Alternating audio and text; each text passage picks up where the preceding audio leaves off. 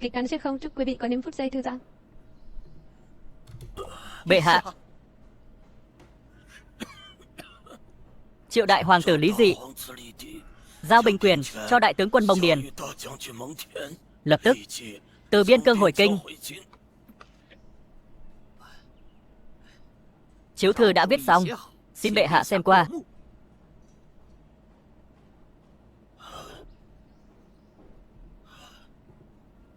Đóng dấu xong thì phát ra. Tuân lệnh, các người lui xuống đi. Bệ hạ, bệ hạ, thần y đến đâu rồi? Vài ngày nữa sẽ đến. Bệ hạ đừng lo lắng, có thần y ở đây, người nhất định sẽ không sao.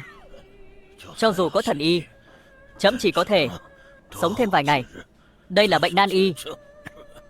Trẫm lo lắng thái tử tương lai của Đại Hoa. Bệ hạ, người chẳng phải đã quyết định triệu đại hoàng tử Lý Dị hồi kinh sao? Dị nhi năng lực mạnh, nhưng tính cách cố chấp, lại nhân từ, sợ khó nắm đại cục. Hiện nhi tính cách được, nhưng năng lực kém. Trẫm triệu Dị nhi hồi kinh chính là muốn xem tính cách của nó rèn luyện thế nào. Thừa tướng, chẳng lẽ ngươi thực sự muốn để Lý Dị đăng cơ? Hắn trấn thủ biên cương, nhiều lần trưng thu tiền lương của sĩ thân. Nếu hắn đăng cơ, sĩ thần sẽ vĩnh viễn không có ngày yên bình. Thừa tướng, ngài là thầy của nhị hoàng tử Lý Hiện. Nếu Lý Hiện đăng cơ, đối với ngài và ta đều có lợi. Bản tướng làm sao có thể tin ngươi?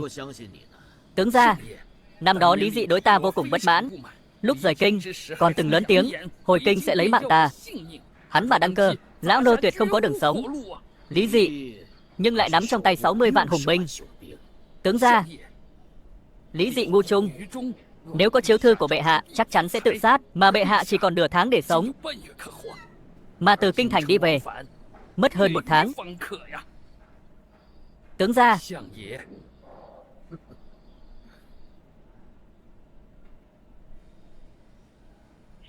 ta giết các người. Những mảnh ký ức rời rạc này, ta xuyên không đến Đại Hoa Triều, trở thành đại hoàng tử Lý Dị, bị đày đến biên cương. 5 năm trước, vì bất đồng chính kiến với hoàng đế, bị đày đến biên cương. Nhị hoàng tử Lý Hiện và mình tranh giành vị trí thái tử, luôn muốn đẩy mình vào chỗ chết. Nhưng ký ức này sao không đầy đủ vậy? Điện hạ, ngài cuối cùng cũng tỉnh rồi. Ngươi là ai? Điện hạ, mặt tướng là Mông Điền. Chẳng lẽ ngài bị ngã ngựa mất trí nhớ rồi? Mông Điền, thánh chỉ đến.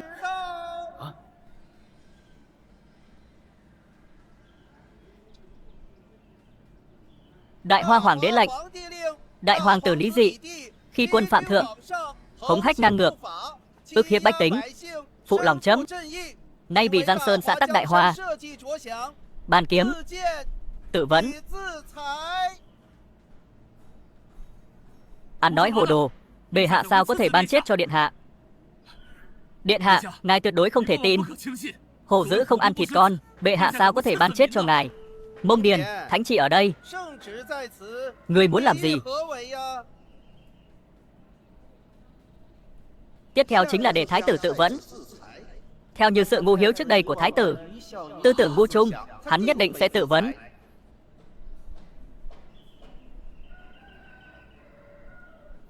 Điện hạ, ra tay đi, để lại cho mình chút thể diện. Ta vừa đến đã phải chết, thật xui xẻo. Điện hạ, giao ra binh phủ điều binh của ngài đi. Cái gì? Binh phủ điều binh? Ngươi nói binh phủ điều binh ở trong tay ta, không ở trong tay ngươi. Chẳng lẽ vẫn ở trong tay lão nô sao? Đại hoàng tử, mau giao ra 60 vạn binh phủ điều binh đi. Ngươi nói ta nắm trong tay 60 vạn đại quân, còn là đích trưởng tử của đại hoàng tử.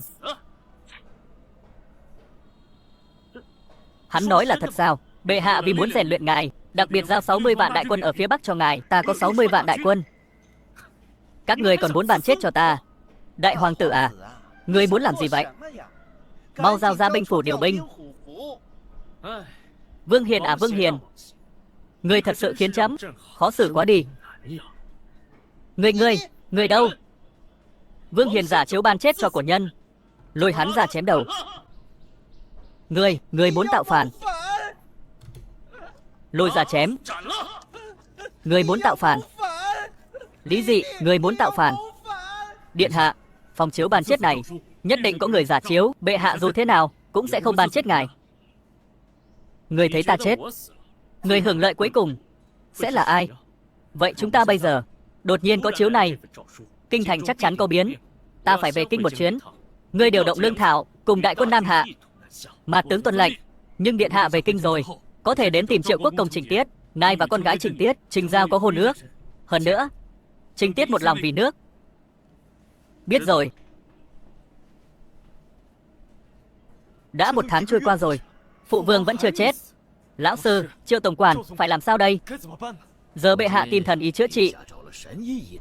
Chuyện này sợ là phiền phức rồi. Lý Dị giờ chắc chắn đã tự sát. Nếu tin này truyền đến tai bệ hạ, chúng ta đều không sống nổi. Vậy thì dứt khoát làm tới cùng. Trực tiếp.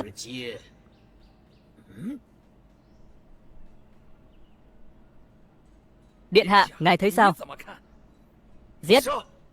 Nếu phụ hoàng không chết, người chết là ta. Báo, lão gia, tin mới nhất, đại hoàng tử Lý Dị nửa canh giờ trước vào thành và đưa thiếp mời đến Triệu Quốc công phủ. Ngày mai chính thức bái phòng Triệu Quốc công phủ. Biết rồi, lui xuống đi. Lý Dị lại không tự sát. Còn về kinh, vậy chúng ta không thể ra tay với bệ hạ nữa. Nếu không, là giúp Lý Dị mặc áo cưới. Lão sư, vậy chúng ta phải làm sao? Nếu Lý Dị nói chuyện chiếu ban chết cho phụ hoàng, ta xong đời. Vậy thì mượn dao giết người. Điện hạ, chuyện này vẫn cần ngài ra tay. Ta.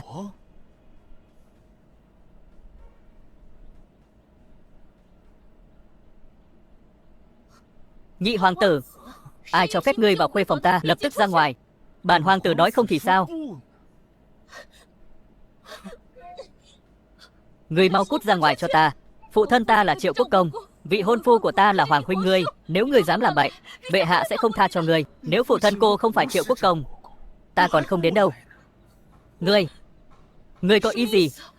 Phụ thân cô nắm giữ cấm quân, Tả Vũ vệ mạnh nhất kinh thành. Có được cô, tức là có được sự ủng hộ của ông ta. Hoàng vị của ta chẳng phải vững chắc rồi sao? Hoàng huynh, ta muốn người chết.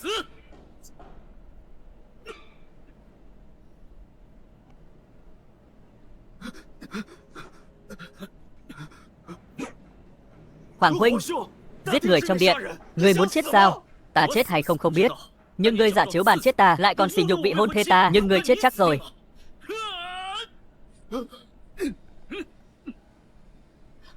Đó là điện Thái Hòa, là điện Kim Loan. Ngươi không thể cầm kiếm đuổi theo. Khởi tấu bệ hạ, vị trí thái tử bỏ trống đã lâu, xin bệ hạ sớm lập thái tử để củng cố quốc bản.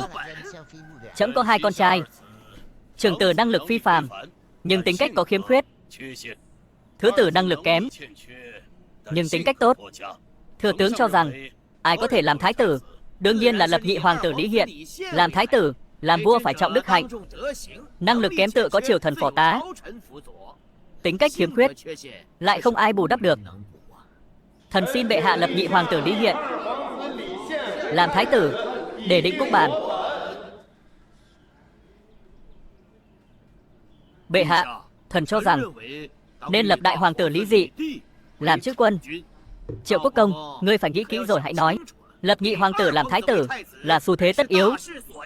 Bổn công nghĩ rất kỹ. Triệu Quốc công nói lý do đi. Bệ hạ, giờ quốc khố eo hẹp, thiên tai thường xuyên, dân lưu vong tăng mạnh, biên giới nghiêm trọng.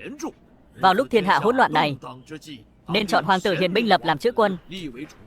Nghe ý của Triệu Quốc công là nói nhị hoàng tử không phải người hiền binh sao?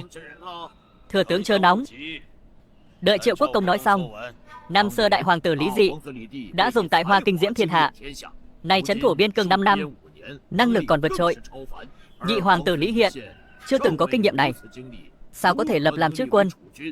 Trình Tiết nói không sai, Chỉ cần Lý Dị hoàn thành sự rèn luyện cuối cùng này, hắn mới là đại hoa ta, người kế vị tốt nhất. Triệu Quốc Công nói lời này có phần phiến diện. Nhị hoàng tử tuy chưa có kinh nghiệm này, nhưng tính cách linh hoạt. Còn đại hoàng tử tính cách khô khan, nóng nảy. Hoàng huynh, đây thật sự là hiểu lầm mà. Ta hiểu lầm ngươi cái rắm. Hôm nay ta phải chém ngươi. Phụ hoàng cứu con. Phụ hoàng cứu con.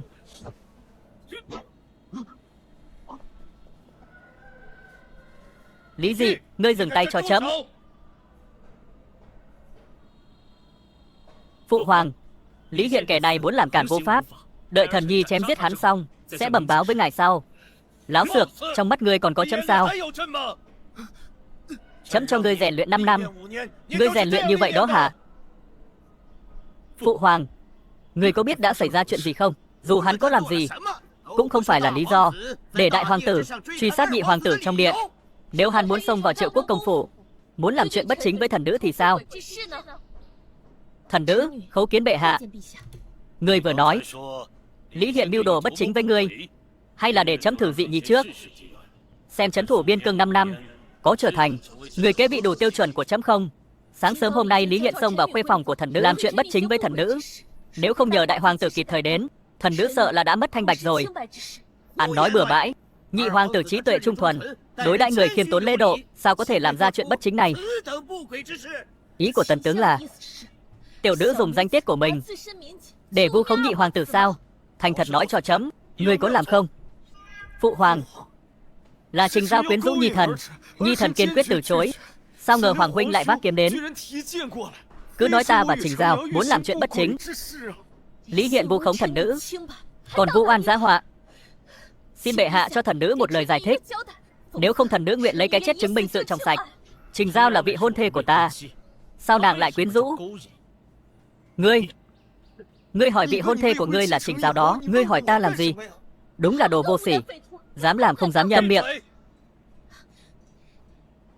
Ngươi nói cho chậm biết trước, sao ngươi lại xuất hiện ở Trình phủ? Phụ hoàng, thần nghe nói hoàng huynh hồi kinh. Sáng sớm nay vốn muốn hàn huyên tình huynh đệ, nhưng sao biết hắn lại không ở phủ. Nghe nói hắn đến Trình phủ, nên nhi thần sáng sớm nay cũng đi theo. Lão nô có một suy đoán, xin bệ hạ thứ tội cho thần. Bệ hạ, lão nô cho rằng đây là đại hoàng tử Lý Dị bày mưu tính kế. Kế? Nói sao? Bệ hạ, đại hoàng tử Lý Dị vì đoạt đích, tranh đoạt vị thái tử, đã bày mưu tính kế. Ta muốn tranh đoạt vị thái tử, ta còn cần vị hôn thê của ta đi quyến rũ hắn sao? Hắn là cái thá gì chứ? Triệu Trung, ngươi thân là một hoạn quan, dám bàn việc nước, đáng tội Chu Di. Láo xược, để Triệu Trung nói. Người cứ nói tiếp. Bệ hạ, thế nhân đều biết đại hoàng tử tính cách không tốt. Hơn nữa vào 5 năm trước, vì chọc giận bệ hạ mà bị phát phối ra biên cương, đoạt đích vô vọng. Ngược lại, nhị hoàng tử đối đãi người khiêm tốn, tính cách trí tuệ trung thuần, lập hắn làm chữ quân mới là lòng dân mong đợi. Cho nên đại hoàng tử muốn chém giết nhị hoàng tử, đây là tội giết đệ đệ đó. Ngươi láo xược, chuyện của ta khi nào đến lượt ngươi cái đồ thái giám ở đây ăn nói bậy bạ? Triều thần bá quan đều thấy đại hoàng tử vác kiếm truy sát nhị hoàng tử, đây cũng gọi là nói bậy bạ sao? Đủ rồi, câm miệng hết cho chấm. Đây không phải là chữ quân mà chấm muốn, để chấm ép các người thêm một chút. Chuyện này các người đều không đưa ra được chứng cứ. May mà Trình tiểu thư không sao. Chuyện này đến đây thôi. Đã là ý chỉ của phụ hoàng, vậy nhi thần tuân chỉ. Không biết hoàng huynh, ta không đồng ý. Ở trước mặt mọi người, danh tiết của thần nữ chẳng lẽ là chuyện nhỏ sao? Lý Hiện, dù ngươi là hoàng tử, danh tiết của nữ nhi cũng không phải là thứ để người ta bôi nhọ. Bệ hạ đã hạ chỉ, các người muốn kháng chỉ không tuân sao? Bệ hạ đã không so đo. Việc đại hoàng tử rút kiếm lên điện, mưu hại cốt nhục đã là thiên ân. Các người còn muốn gì nữa? Các người ức hiếp vị hôn thê của ta, chỉ cần một câu này là xong sao? Đã là thiên ân rồi. Phụ hoàng, người sủng ái Lý Hiện đến mức này từ khi nào vậy? Hôm nay hắn không cho ta một lời giải thích, ta nhất định phải khiến hắn trả giá. Ngươi muốn làm gì? Ngươi muốn Hiện Nhi trả giá thế nào? Ngươi luôn miệng nói Hiện Nhi ức hiếp Trình Giao. Ngươi có chứng cứ không? Đại hoàng tử bất kính với bệ hạ như vậy, muốn làm gì? Chẳng lẽ ngay cả lời của bệ hạ cũng không nghe sao? Tên thái giám ngươi còn dám nói thêm một câu. Bản vương hôm nay sẽ giết thêm một mạng.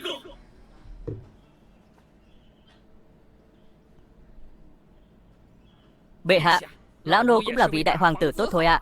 Bệ hạ là vua, đại hoàng tử là con là thần. Con nghe cha là cương thường đạo lý. Hoàng huynh, chúng ta là huynh đệ ruột mà. Ngươi muốn hoàng vị, ta không tranh với ngươi. Hà cớ gì ngươi phải vì hoàng vị mà hãm hại ta? Ngươi còn mặt mũi nói ta hãm hại ngươi. Ngươi nói ta muốn đối với Trình Giao làm chuyện bất chính. Đây là chuyện vô căn cứ. Ta đọc sách thánh hiền, sao có thể làm ra chuyện cầm thú như vậy chứ? Phụ hoàng, không ngờ hoàng huynh vì hoàng vị lại có thể bỏ mặc danh tiếng của vị hôn thê mà không quan tâm. Xin phụ hoàng phong ta đến biên cương làm phiên vương, từ nay rời khỏi kinh thành, tránh cho huynh đệ tương tàn. Thích giả vờ lắm đúng không? Được thôi, đã ngươi thích giả vờ như vậy, hôm nay ta đủ rồi, câm miệng cho chấm. Nhìn xem bộ dạng hiện tại của ngươi đi. Trong lòng ngươi không có chút ăn năn và cảm xúc sao? Ăn năn? Ta ăn năn cái gì? Ta ăn năn vì ta còn sống. Để tên súc sinh này ức hiếp vị hôn thê của ta sao? Câm miệng. Bao năm qua ngươi tu luyện như vậy đó hả? Có biết đây là nơi nào không? Hả? Rút kiếm ở Kim Loan Điện, muốn giết đệ đệ Lý Hiện của ngươi, đại đội tổng quản Triệu Trung. Nói cho chậm biết ngươi muốn làm gì. Ta đương nhiên là muốn giết Lý Hiện và Triệu Trung. Giết Triệu Trung. Tốt, tốt, ngươi. Chấm xem, hắn có dám giết người ở đại điện không? Nếu hắn dám động thủ, chấm lập tức tống hắn vào thiên lao. Vâng. Đại hoàng tử, tạp gia đến đây. Ta xem ngươi ở Kim Loan Điện có dám động không?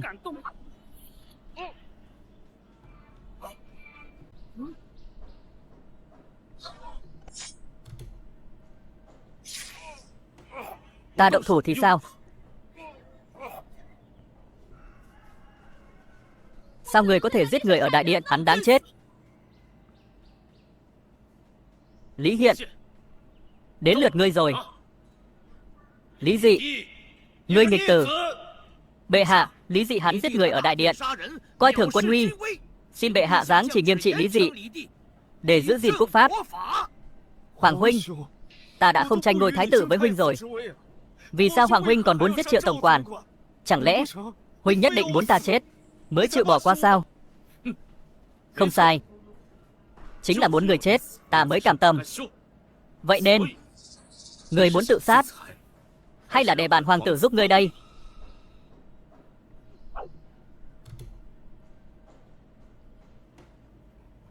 Nghịch tử, tự mình cút vào thiên lao, diện bích tử quá, không có chỉ của chấm, không được bước ra khỏi thiên lao nửa bước. Nếu ta nói không thì sao? Ngươi có tư cách sao? Nhìn xem ngươi làm chuyện tốt gì đi. Đây chính là câu trả lời sau 5 năm thành viên của ngươi sao? Đến khi nào ngươi mới thực sự hiểu ra đây? Bệ hạ, lời này là có ý gì? Không được, phải ép chết Lý Dị. Hắn còn sống là một yếu tố bất ổn. Bệ hạ, Lý Dị hắn giết người ở đại điện, không có lòng hối cải. Chuyện này truyền ra, Đại Hoa triều cương ra sao? Có thể duy trì mặt mũi Đại Hoa ta sao còn? Thiên uy của bệ hạ để đâu? Bệ hạ, nếu ngài không trị tội Lý Dị thì trăm quan trong triều và thiên hạ ắt sẽ không phục. Đến lúc đó quần tình phẫn nộ thì gốc rễ Đại Hoa lung lay mất. Bệ hạ, xin hạ chỉ trị tội Lý Dị, bằng không thần xin bãi triều. Kẻ nào dám bãi triều, bổn hoàng tử chém kẻ đó. Cóc 3 chân khó tìm, người 2 chân ta tìm không được sao? Các người không muốn làm thì thiếu gì người làm, đủ rồi. Người đâu? Bắt đại hoàng tử Lý Dị cho chấm.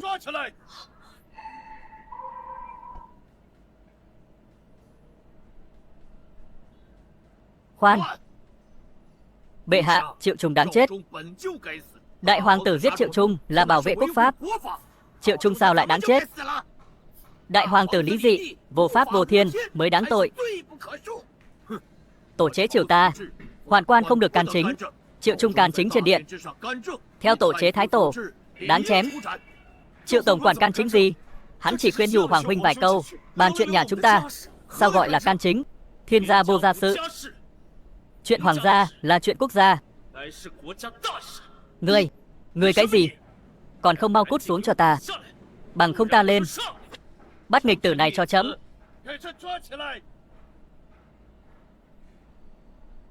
Phụ hoàng, người chắc chắn muốn giam bổn vương sao? Trẫm muốn cho còn biết, gọi là quân thần phụ tử cương thường. Triệu Trung, dù ngàn sai bạn sai, trẫm tự sẽ xử lý, không đến lượt còn giết người trên điện. Trẫm đặt kỳ vọng vào con thật khiến trẫm thất vọng. Con có giống hoàng gia không? Vậy nên người muốn giam ta sao? Trẫm không muốn nói nhiều với con. Người đâu, nhốt nghịch tử vào đại lao. Khoan, thần nữ có việc muốn hỏi bệ hạ. Người muốn hỏi gì? Bệ hạ luôn nói đến đây thôi. Thần nữ có thể cho rằng dù thần nữ bị nhị hoàng tử sỉ nhục cỡ nào, chỉ cần không có chứng cứ thì cũng đến đây thôi. Nếu nhị hoàng tử giết người diệt khẩu, phi tang, cũng là đến đây thôi. Chuyện con gái Trình Khanh, chấm sẽ cho lời giải thích sau. Con gần ra làm gì? Bắt Lý Dị ngay. Lý Dị bị nhốt vào thiên lao, lén hạ độc hắn ắt chết. Đến lúc đó chỉ còn lại tiếc là Triệu Trung chết, bằng không dễ ra tay hơn. Nhưng không sao, hơi khó chứ không nhiều. Đại hoàng tử, mời.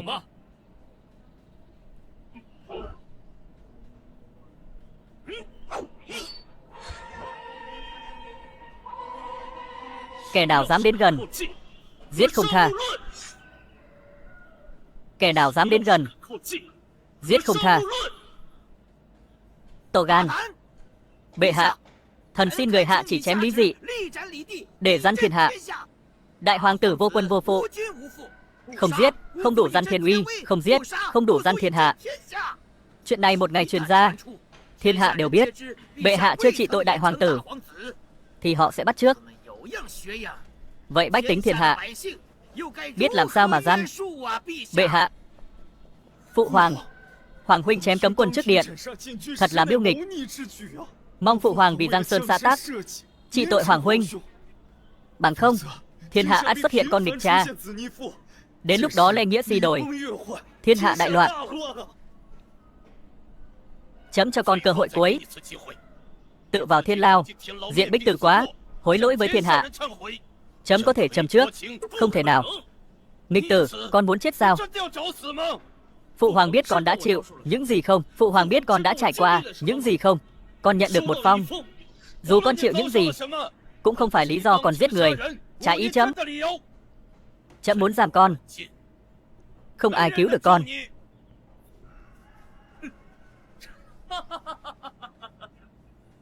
Cũng phải, người là hoàng đế, sao lại quan tâm ta trải qua những gì? Sao lại trách Lý Hiện đã làm gì với vị hôn thê của ta? Người đâu? Bắt nghịch tử này lại.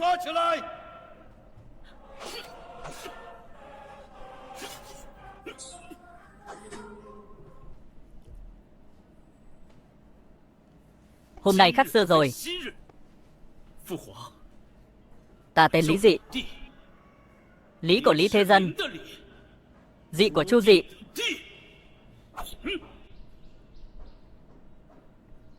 Lý Dị ta không phải kẻ mặc người sâu xé. Hiện tại chính phụ hoàng đã ép ta đến bước đường này. Ai dám ép ta, ta giết kẻ đó.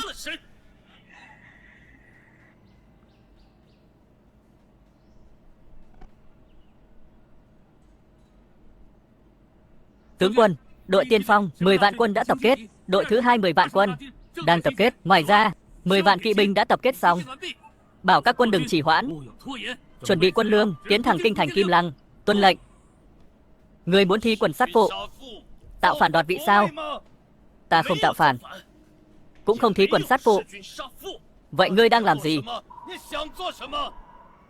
Thanh quân Trác, trả lại cho Đại Hoa một bầu trời quang đãng.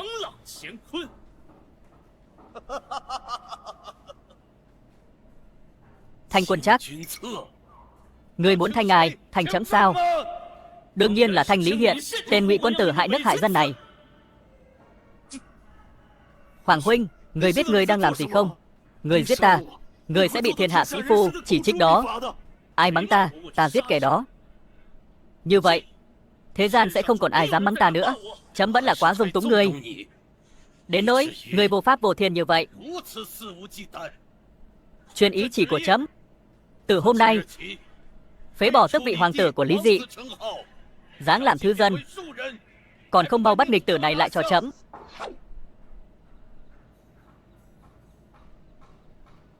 Còn ngây ra đó làm gì? Mau bắt lại. Báo. Đại quân vây khốn hoàng cung, sắp phát động tấn công.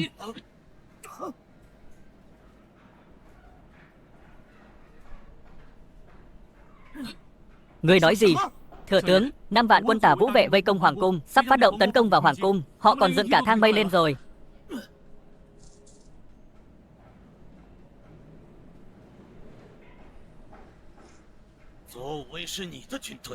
Ngươi muốn theo Lý Dị phản nghịch tạo phản sao?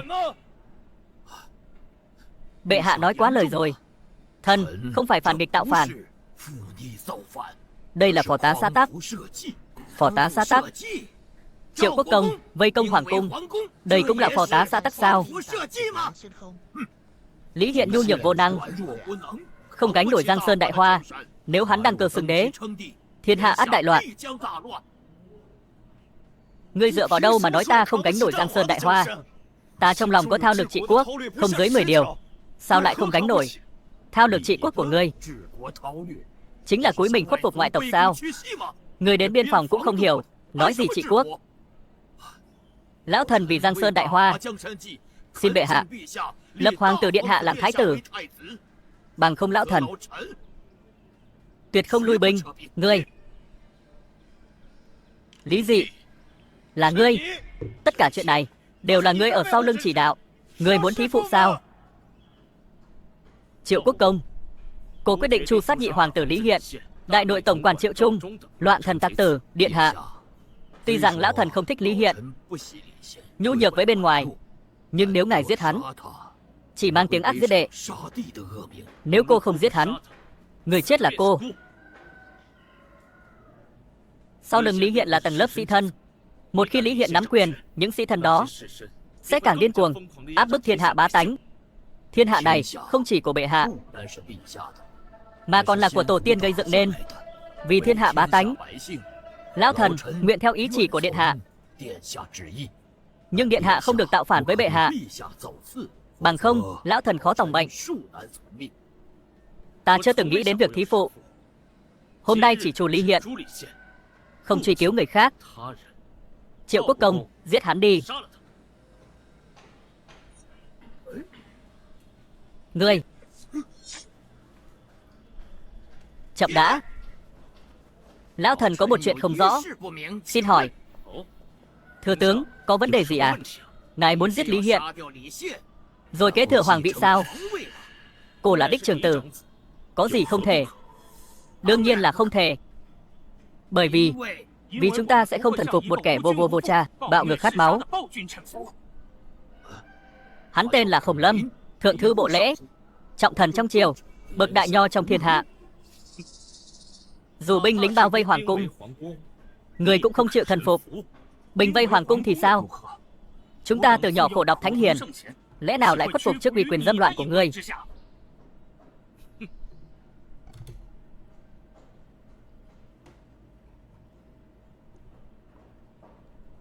Nghịch tử, ngươi muốn làm gì? Khổng Lâm là bậc đại nho trong thiên hạ. Nếu ngươi giết hắn, cuối cùng Giang Sơn xã tắc đại hoa ta sẽ không giữ được. Ngươi, đại hoàng tử, không thể giết, nếu không sẽ gây phẫn nộ trong dân chúng. Ngươi muốn dùng tính mạng uy hiếp ta sao? Ta nói cho ngươi biết, ta sắt đá kiên cường, tuyệt đối sẽ không khuất phục ngươi. Giết đi. Ngươi giết Khổng Lâm sẽ không còn khả năng ngồi lên hoàng vị. Huống hồ Tả Vũ vệ còn chưa đánh vào hoàng cung, giờ đã muốn ép phụ hoàng hạ quyết tâm trảm ngươi. Ngươi không thần phục, phải không? Ta tuyệt đối sẽ không khuất phục ngươi. Tên bạo chúa, dù ta chu di cửu tộc ngươi cũng không chịu sao? Ngươi có chu di thập tộc ta thì sao? Toại nguyện ngươi.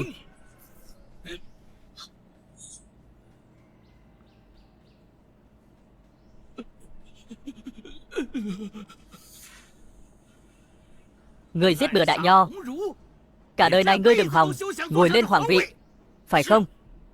Cô lại cho rằng hoàng vị này không ai ngoài cô có thể ngồi. Giết bừa đại nho trong thiên hạ, còn muốn ngồi lên hoàng vị. Ngươi hỏi thử bá quan trong triều, bọn họ có ủng hộ ngươi đăng cơ xưng đế không? Cô đăng cơ xưng đế, còn cần bọn họ ủng hộ sao? Thật nực cười. Nếu không có bá quan ủng hộ, ai thay người trị quốc? Ai nghe theo mệnh lệnh của ngươi? Ngươi nói đúng. Vậy các ngươi có nghe theo ý chỉ của cô không? Ngươi, kẻ vô vua vô cha, chúng ta thà chết không khuất phục.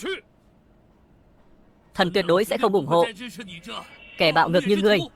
Nếu ngươi có gan thì giết chúng ta đi. Nếu muốn đăng cơ làm đế thì phải làm theo lời chúng ta. Dù hắn có làm theo lời chúng ta cũng phải xem xét lại.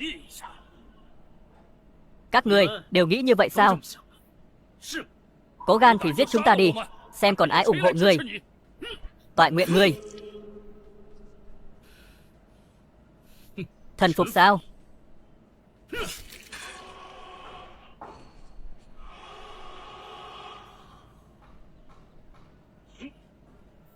Thần phục sao? Bảo chúa, ngươi.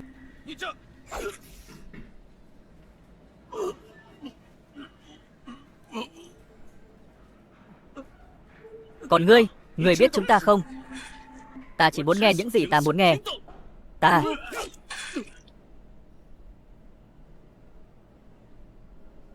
còn ai nữa? Ai dám không thần phục, ta sẽ chu di cửu tộc kẻ đó.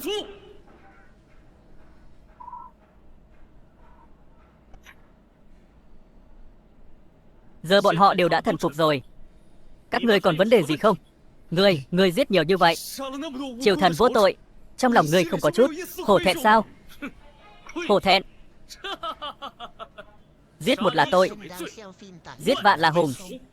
Nhìn lại những kẻ gây dựng bá nghiệp từ xưa đến nay, ai mà không giết người. Nghịch tử, ngươi tàn sát bá quan ngay trong triều. Ngươi thật sự muốn tạo phản sao? Cô là đích trường tử, nắm trong tay 60 vạn đại quân.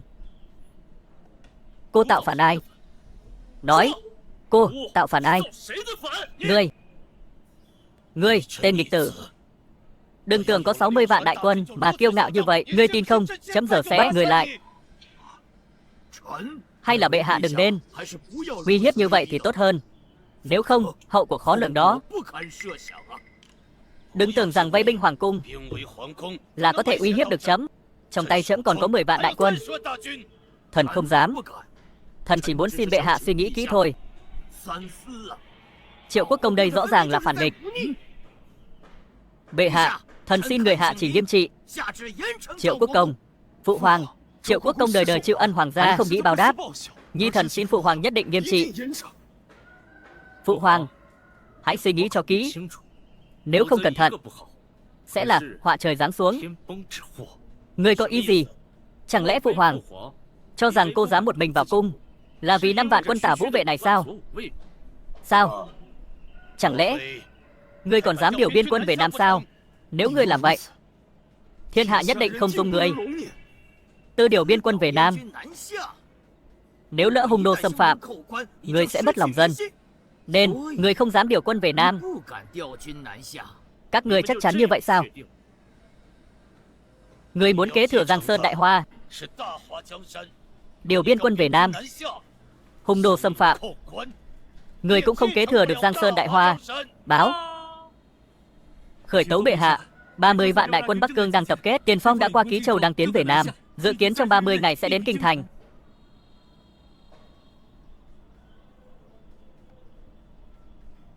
Nghịch tử, ngươi thật sự muốn tạo phản sao? Nhi thần không phải tạo phản, điều một nửa binh lực biên cương về Nam. Ngươi muốn hung nô xâm lược quy mô lớn sao? Nếu hung nô xâm lược, đó là chuyện của Nhi thần. Ngươi làm tốt việc người nên làm là được. Ngươi muốn làm gì?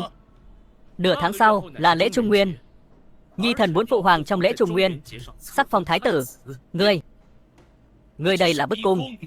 Chấm tuyệt đối không đồng ý. Chuyện này không phải thương lượng, mà là thông báo. Hoàng thượng không cho, Nhi thần có thể tự mình lấy ngươi. Chúng ta đi.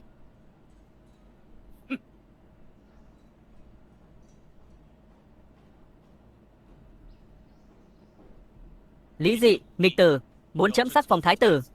Các người có đối sách gì không?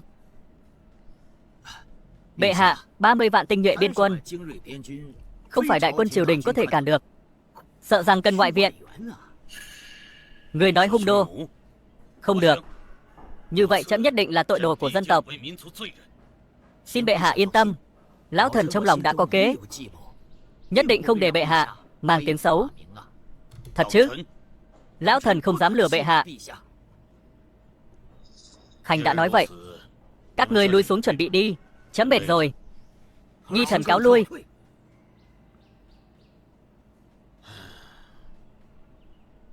Bệ hạ, lão nô có một câu muốn nói. Nhưng đây là lời chu tâm.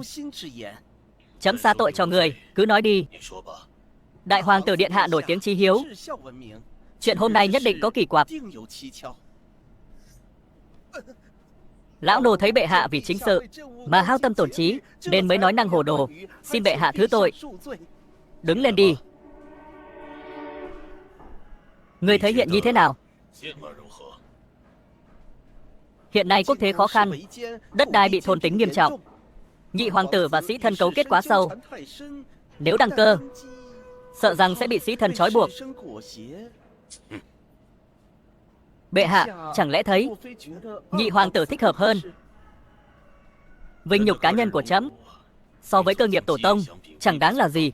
Hiện giờ chấm chỉ mong dị nhi đó đừng làm chấm thất vọng. Chấm còn 1 tháng tuổi thọ, hy vọng nhanh lên đi. Thưa thầy, chúng ta thực sự phải dùng hung đô làm ngoại viện sao? Nếu không dùng hung đô làm ngoại viện, dù là điện hạ hay lão thần đều phải chết. Nhưng Lý Dị dám dẫn 30 vạn quân biên giới xuống phía nam, ta thấy chắc chắn có nguyên do. Chúng ta hiểu biết quá ít về biên cương. Chúng ta thực sự cách biên giới quá xa. Nhưng điều quan trọng nhất lúc này là phải tận dụng tốt lễ trùng nguyên. Lý Dị nắm trong tay 60 vạn đại quân. Chúng ta, điện hạ đừng vội. Lão thần có cách khiến 60 vạn đại quân dưới trướng hắn không còn nghe lệnh hắn nữa. Đến lúc đó sẽ tiêu diệt hắn. Không còn nghe lệnh hắn nữa là sao?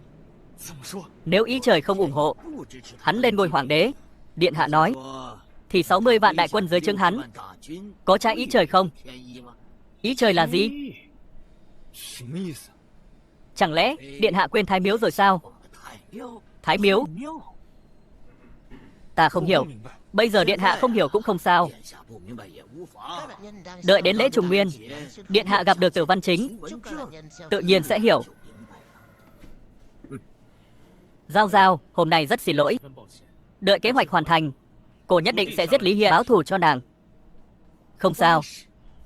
Ta chỉ không muốn ngài mang tiếng giết đệ. Không sao, cô có cách. Đại hoàng tử so với 5 năm trước dường như khác biệt một trời một vực. Không nên tàn sát như vậy mới phải. Triệu Quốc Công, cô cần ngươi chuẩn bị vài thứ để dùng trong lễ trùng nguyên. Làm ra những thứ này.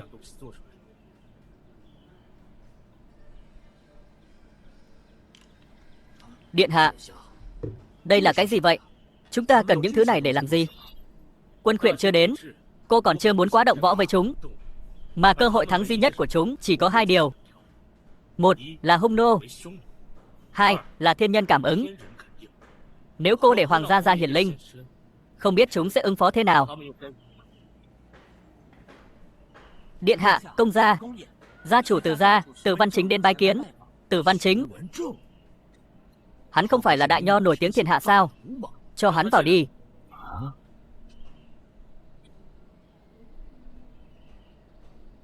Từ bố nguyện dâng lên cho đại hoàng tử. Trị quốc thập sách.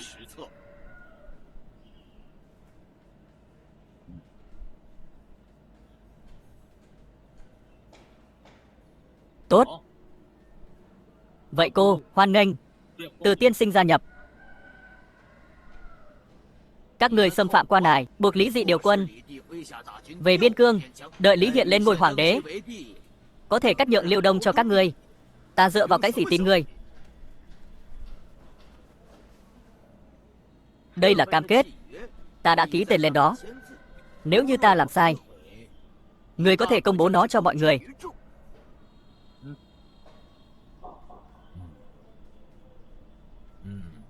Được, ta tin người một lần. Vậy ta đi trước.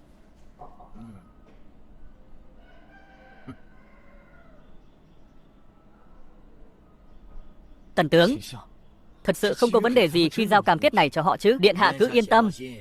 Việc này đối với hung nô có lợi. Họ biết phải làm gì. Khả Hãn, chẳng lẽ Tần Tư không biết quan hệ giữa chúng ta và Thiên Khả Hãn sao? Thiên Khả Hãn luôn đều bảo chúng ta giữ bí mật. Hắn đương nhiên không biết.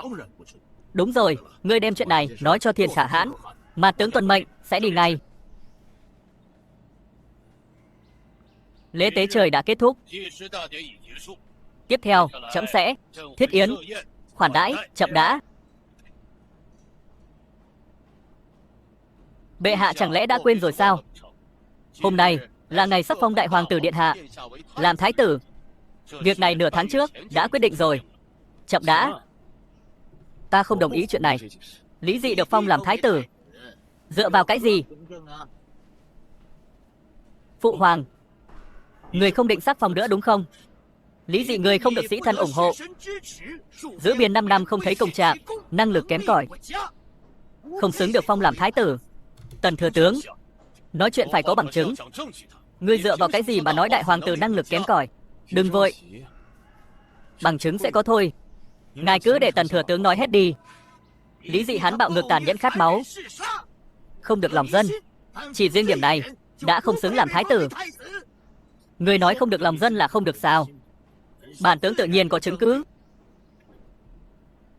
Đại diện thổ hào đang ở ngoài điện. Thần xin bệ hạ cho phép đại diện sĩ thân vào điện. Được, chấm chuẩn tấu. Làm vua phải vì dân, làm gốc. Di Nhi còn sẽ giết thừa tướng Tần Tư sao? Tuyên đại diện sĩ thân vào điện.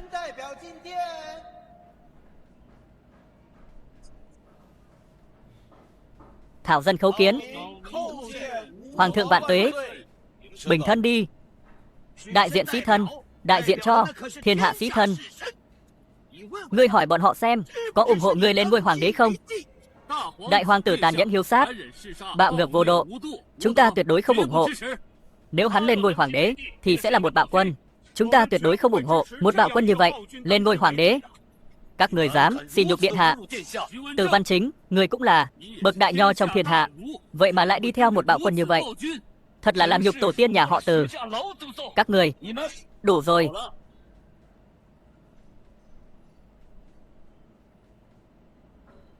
Cô nửa tháng trước đã giết nhiều đại thần như vậy,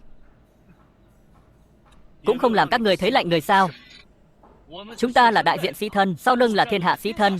Lẽ nào người muốn giết hết chúng ta sao? Điện hạ nắm trong tay 60 vạn đại quân, cho dù giết hết các người cũng không phải là không thể. Nếu hắn mất 60 vạn đại quân này sẽ thế nào? Cô rất muốn biết.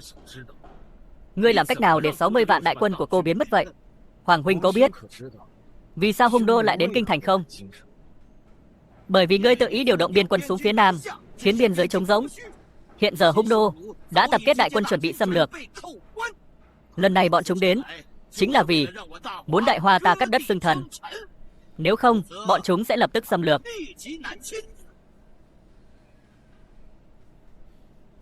Mà tất cả những điều này đều là do tư lợi của ngươi. Vì vậy, xin Hoàng huynh giao lại binh quyền. Nói. Các người cứ nói tiếp đi. Còn gì muốn nói nữa không? Nói hết ra đi. Vì tư lợi cá nhân của ngươi không màng đến cơ nghiệp tổ tông, dẫn đến giặc nô xâm lược. Ngươi không xứng làm vua. Bệ hạ, Lý Dị, hắn coi thường Giang Sơn đại hoa ta, không xứng được phong làm thái tử. Thần xin bệ hạ phong nhị hoàng tử Lý Hiện làm thái tử, và ra lệnh cho hắn lập tức giao lại binh phù. Các người nói hung đồ muốn xâm lược, chứng cứ đâu? Chẳng lẽ chỉ là lời nói suông thôi sao? Bản tướng đương nhiên có chứng cứ.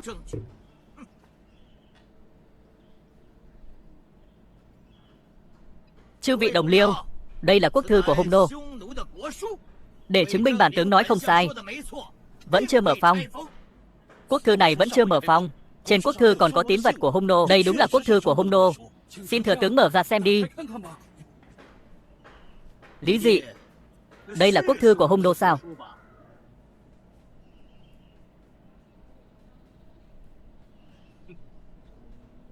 Đây đúng là quốc thư Nô chưa mở phong. Được. Hôm nay bản tướng sẽ trước mặt bệ hạ và chư vị đồng liêu mở ra trước mặt để chứng minh bản tướng nói không sai.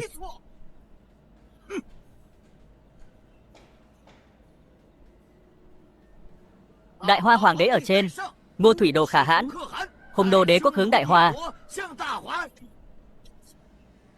Thượng biểu thần phục. Sau này Ngô Hung Nô đế quốc chỉ tuân theo lệnh của Đại Hoa, tuyệt không dám trái lệnh.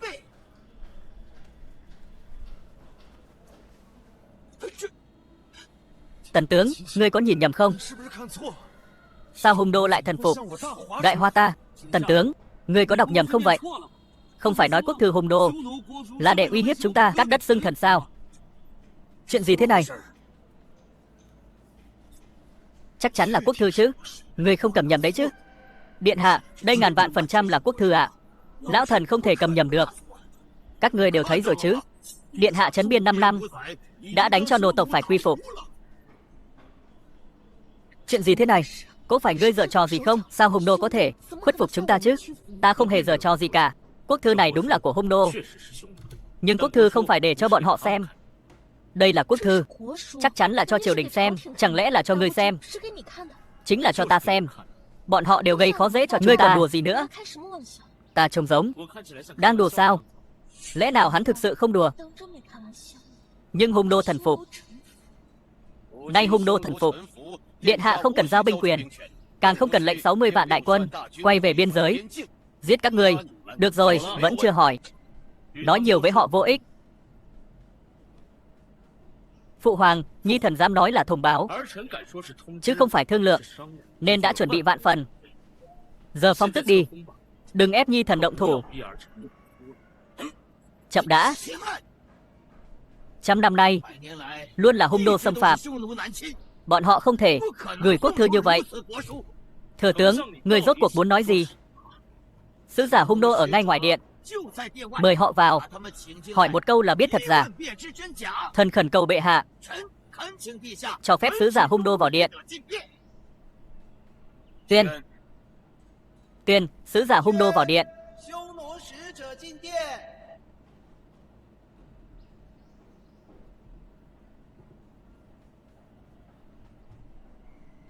Nay bổn khả hãn đại diện Hung Nô ta, khoan đã, Thủy Đồ khả hãn. Bản tướng có một việc không rõ. Quốc thư này có phải do các ngươi viết cho Đại Hoa triều đình không? Viết cho Đại Hoa triều đình các ngươi? Các ngươi xứng sao?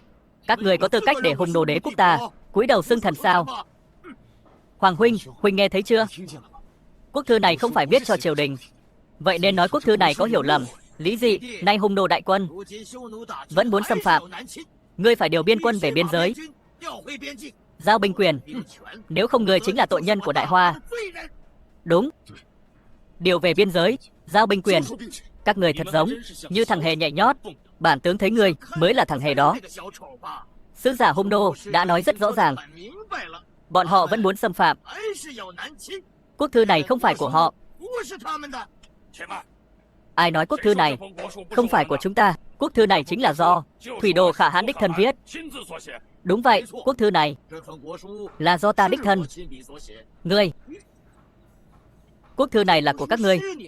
Vừa nãy các ngươi rõ ràng không phải nói không phải sao? Ngươi điếc à? Quốc thư này là do bản Hán viết, nhưng không phải cho triều đình các ngươi. Giờ nghe rõ chưa? Bản tướng nghe rõ. Quốc thư này không phải hắn viết cho Đại Hoa triều đình. Vậy nên Hung Nô vẫn muốn tập kết đại quân xâm phạm biên giới. Vậy nên Hoàng huynh, ngươi lập tức hạ lệnh đại quân quay về, giao binh quyền. Nếu như đột phá phòng tuyến, ngươi chính là tội nhân thiên cổ. Điện hạ, việc này không tầm thường. Nếu phòng tuyến thực sự bị phá, rắc rối của chúng ta sẽ lớn. Đúng vậy, Hung Nô xưa nay hung tàn. Một khi vào quan, hậu quả khó lường. Yên tâm, cô tự có quyết định. Nghe nói người muốn tập kết đại quân xuống phía Nam. Thật sao? Chúng ta đây. Người ngốc à?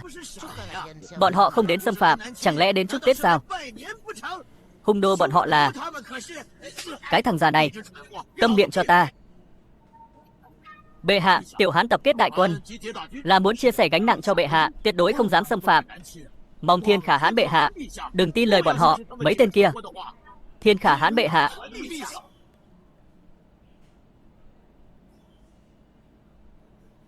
Sao có thể, lợi hại quá. Sao lại là Thiên Khả Hãn? Chuyện gì thế này? Lý Dị là Thiên Khả Hãn. Hung nô nhất tộc, không phải dũng mãnh thiện chiến nhất sao? Sao có thể? Hắn, đây là con trai của trẫm. Khi nào thì nó thành Thiên Khả Hãn? Lẽ nào là thông tin trẫm nhận được 1 năm trước? Dị Nhi dẫn quân đại chiến với hung nô, đánh cho hắn phục tùng. Phụ thân, điện hạ là Thiên Khả Hãn. Chuyện này con chưa từng nghe qua. Có lẽ là liên quan đến đại chiến Thảo Nguyên năm trước. Để chia sẻ gánh nặng cho ta, không dám xâm phạm phương Nam.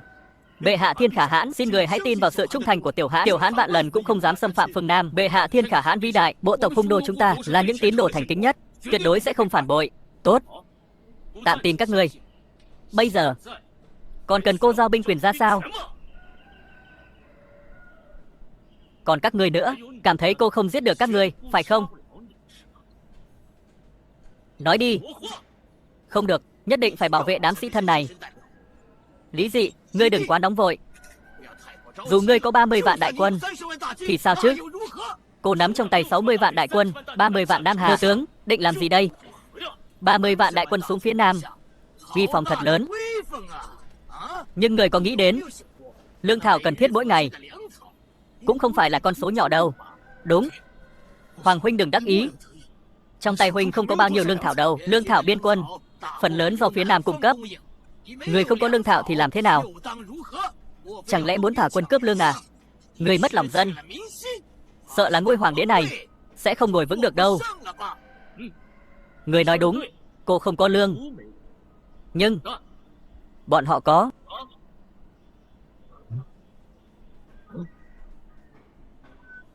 Xem ra người vẫn muốn cướp bóc dân lành à? Người phải nghĩ cho kỹ. Cướp bóc dân lành, mất lòng dân, chỉ sợ ngôi hoàng đế này sẽ không còn. Đúng thế. Hoàng huynh đừng tưởng rằng có binh là có thể làm mưa làm gió. Ai nói cô muốn cướp bóc? Cô muốn bọn họ tự nguyện dâng hiến. Các ngươi nói có đúng không? Ăn nói bậy bạ. Thảo dân trong nhà nghèo khổ, làm sao có thể dâng lên lương thực trong nhà? Thảo dân thấy điện hạ đây chính là đang cướp bóc.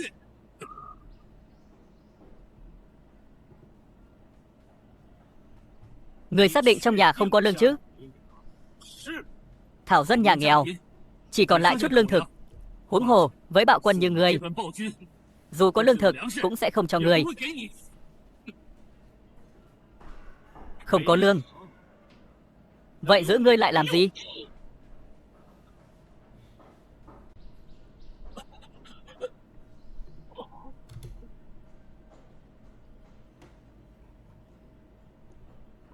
Có lương không? Điện hạ, nhà Thảo dân vốn ít của cải, cái này.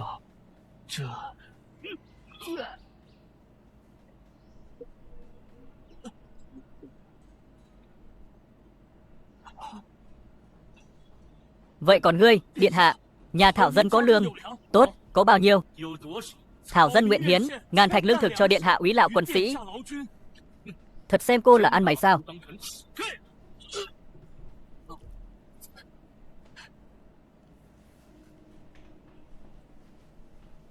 Đến lượt ngươi. Thảo dân nguyện hiến vạn thạch lương thực, 50 vạn lượng bạc trắng, 1000 con trâu dê gia súc cho điện hạ úy lão quân sĩ. Rất tốt. Vậy người có nguyện ý cùng các sĩ thần khác bỏ tiền ra úy lão quân sĩ không? Nguyện ý. Thảo dân nguyện ý. Xin điện hạ cho Thảo dân một cơ hội. Tốt, cô sẽ cho ngươi cơ hội này. Tốt, đây mới là thiên tử đại hoa của ta. Thừa tướng Lý Hiện, bây giờ cô có lương chưa? Ngươi bạo ngược vô đạo. Phụ hoàng, lập thái tử đi. Xin bệ hạ lập đại hoàng tử làm thái tử. Phụ hoàng, lập thái tử đi. Ngươi đây là bức cung. Sau này nhất định sẽ để lại tiếng xấu muôn đời. Nhưng cô sẽ có được hoàng vị, không phải sao? Xin đệ hạ hạ chỉ, lập đại hoàng tử làm thái tử, để củng cố quốc bản. Bệ hạ, xin hạ chỉ. Chấm là Phát Hòa thiên tử, tuyệt đối không chấp nhận bất kỳ sự uy hiếp nào. Nếu phụ hoàng không cho, vậy nhi thần sẽ tự mình lấy. Ngươi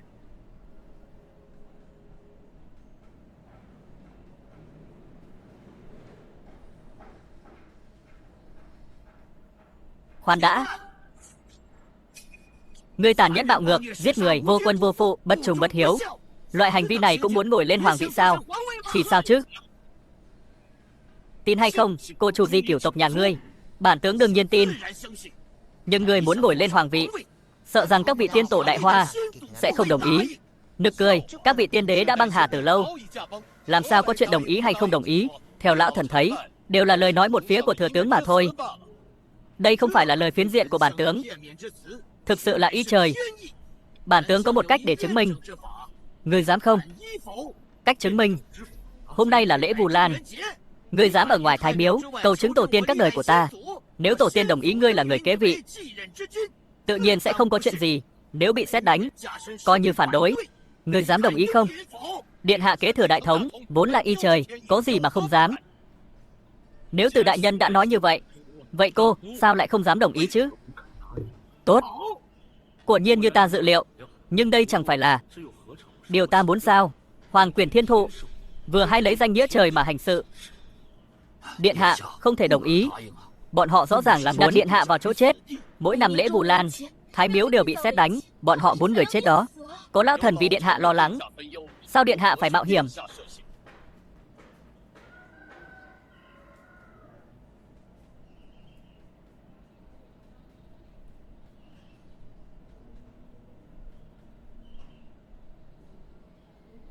Các tiên đế Đại Hoa ở trên.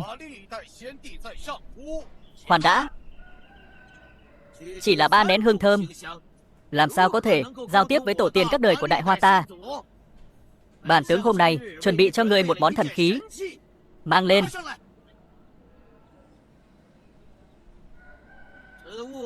Là do quốc sư Đại Hoa ta khai quang thông linh kim bổng. Dựa vào vật này, có thể giao tiếp với tổ tiên các đời của Đại Hoa ta. Gậy đồng dẫn điện. Không ngờ tới, bọn họ còn biết cái này. Như vậy, lão thần xin cảm tạ thừa tướng. Tần Tư, hy vọng người giữ lời hứa. Cái gì? Từ gia ta chưa từng đắc tội với tướng gia. Tướng gia vì sao lại đối đãi từ gia ta như vậy? Bởi vì ngươi có uy vọng đủ cao. Chỉ cần ngươi làm tốt chuyện này, bản tướng tự nhiên sẽ tha cho từ gia ngươi. Được, lão phu đồng ý ngươi. Nhưng xin tướng gia giữ lời hứa.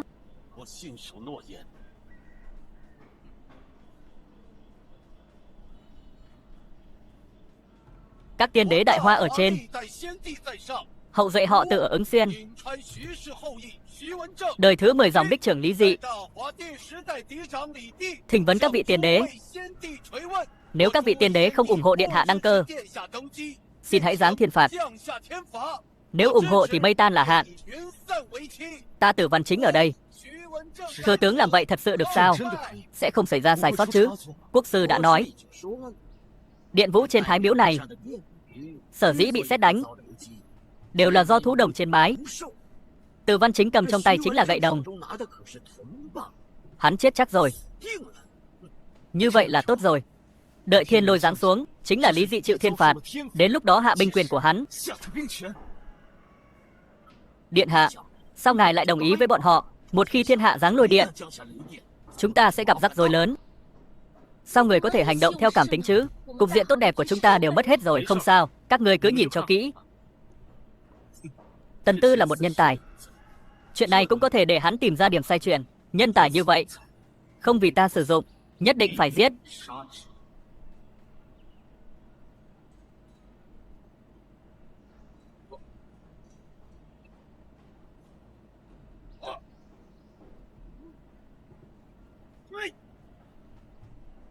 Xin các vị tiên đế cho biết, Người kế vị Đại Hoa ta là Đại Hoàng tử Lý Dị. Chúng ta xin lắng nghe. Hoàng huynh, Từ Văn Chính này là đại nho. Nếu vì huynh mà chết, chẳng phải là một tổn thất lớn sao? Người muốn nói gì? Ta khuyên Hoàng huynh tốt nhất nên nhận thua sớm. Đại nho này sắp chết rồi. Đến lúc đó không chỉ Hoàng huynh sẽ mất mặt, ngay cả binh quyền cũng phải giao lên. Các ngươi cho rằng ta hôm nay nhất định thua. Vậy các ngươi phải nhìn cho kỹ. Ngươi làm trái đạo lý, tranh giành lợi ích với dân, gây phẫn nộ cho thiên hạ. Các tiên đế Đại Hoa ta sao có thể ủng hộ ngươi? Ủng hộ hay không không phải do các người quyết định. Tất cả tự do Đại Hoa, tổ tiên các đời làm chủ. Vậy Hoàng huynh cứ nhìn cho kỹ đi. Đợi Thiên Lôi đánh chết Tử Văn Chính, xem hắn còn cứng đầu được bao lâu. Điện hạ đừng nóng. Đợi uy vọng của hắn mất hết, đoạt binh quyền của hắn, báo thù cũng không muộn. Xin trời phù hộ. Ngàn vạn lần đừng đánh chết Tử Văn Chính nha. Triệu Quốc Công, sao ngài còn tin mấy thứ này? Tử Văn Chính, hắn chết chắc rồi. Nếu hắn chết, bên ngoài sẽ đồn trời không cho ngài lên ngôi, sẽ phủ định ngài pháp thống lên ngôi xưng đế. Điện hạ, ngài như vậy, lão thần sao có thể yên tâm chứ? Tử Văn Chính là Tần Tử phái đến. Cô nếu giết hắn, thì tuyệt đường thiên hạ theo cô. Hôm nay vừa hay mượn đao giết người. Nhưng điện hạ, như vậy pháp thống của ngài cũng sẽ bị phá hoại đó. Tiên đế đích thân hiện thân ủng hộ cô, tính pháp thống này còn bị phủ định sao? Đã chuẩn bị xong rồi. Tốt. Lát nữa cô sẽ cho đám nhà quê này mở mang tầm mắt.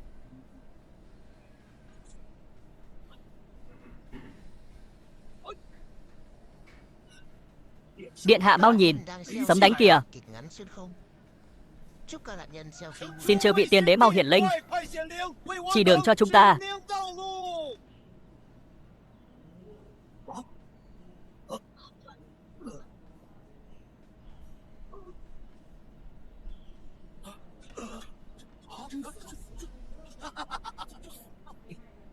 Chết thật rồi.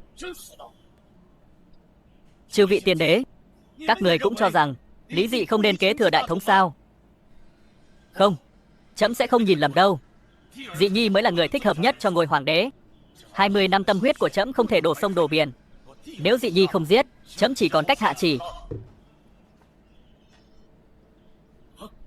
Trời đã chọn, hoàng tử Lý hiện, Từ Văn Chính cũng bị đánh chết rồi. Chúng ta mà còn theo đại hoàng tử thì chính là nghịch y trời. Hoàng huynh, huynh thua rồi. Bệ hạ, Đại Hoa ta, lịch đại tiên tổ đã hiển linh, ủng hộ Lý Dị kế vị. Xin bệ hạ hạ chỉ sách phong Lý Hiện làm thái tử. Bệ hạ, đây không chỉ là di chiếu của lịch đại tiên đế mà còn là ý trời. Cái gọi là ý trời không thể trái. Xin bệ hạ hạ chỉ. Phải làm sao đây? Bọn họ muốn lập Lý Hiện làm thái tử rồi. Bệ hạ, Từ Văn Chính đã chết, chúng ta nên làm sao đây? Được rồi, các người cứ nhìn cho kỹ. Tiếp theo sẽ là sân khấu của cô. Lý Dị, còn gì để nói nữa? Phụ hoàng muốn cô nói gì đây? Thiên tượng báo hiệu, Từ Văn Chính đã chết. Di chiếu của lịch đại tiên đế Đại Hoa, đại hoàng tử Lý Dị làm trái nghịch thường, hành sự quái gở, giết vô tội không thể làm vua. Chấm tuân theo di chiếu của tiên đế, lập nhị hoàng tử Lý Hiện làm thái tử. Lựa chọn của ngươi là, nếu ngươi phản thì có thể làm vua. Thần đẳng bái kiến thái tử điện hạ. Thái tử điện hạ. Thiên tuế, thiên tuế, thiên thiên tuế. Chư vị ái khanh mau đứng lên, cô xin. Nhanh vậy đã có xưng hô cô rồi. Ngươi muốn chết sao? Ngươi là nghịch tặc nghịch tử. Ngươi đây là nghịch tổ tông. Lý Dị, ngươi muốn thất tín với thiên hạ sao? Hoàng huynh, chúng ta đã ước định rồi mà. Tiên đế ủng hộ ai thì lập người đó làm thái tử. Ngươi đây là không nhận nợ à? Đương nhiên không quyệt nợ rồi. Ngươi đây là nhận nợ sao? Lịch đại tiên đế Đại Hoa đã bày tỏ thái độ, bọn họ không ủng hộ ngươi. Ai nói bọn họ không ủng hộ?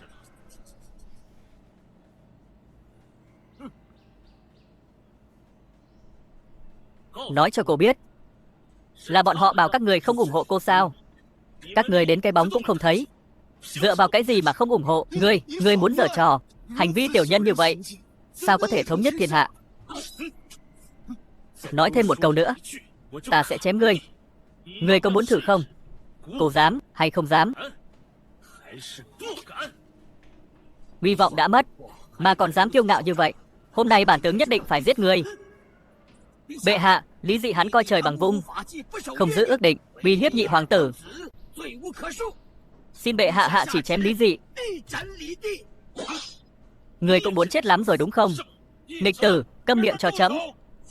Nếu cô không câm miệng, phụ hoàng định hạ chỉ bắt cô sao? Lý Dị, lịch đại tiên tổ Đại Hoa đã hiển linh, không ủng hộ ngươi lên ngôi hoàng đế. Ai còn ủng hộ hắn thì là trái ý trời. Không biết bây giờ còn bao nhiêu người sẵn lòng mạo hiểm. Cái giá phải trả là trái ý trời, chịu thiên phạt. Tiếp tục ủng hộ Lý Dị. Nghịch tử, đến giờ mà ngươi vẫn chưa tỉnh ngộ sao? Lịch đại tiên đế Đại Hoa ủng hộ cô. Cô cần phải tỉnh ngộ điều gì? Chuyện cười, Từ Văn Chính đã chịu trừng phạt của trời. Đây là bằng chứng. Ngươi dựa vào đâu mà nói tổ tiên Đại Hoa ta sẽ ủng hộ ngươi? Chỉ dựa vào việc ta có thể triệu hồi ra anh linh tiên đế Đại Hoa. Tự mình hỏi họ.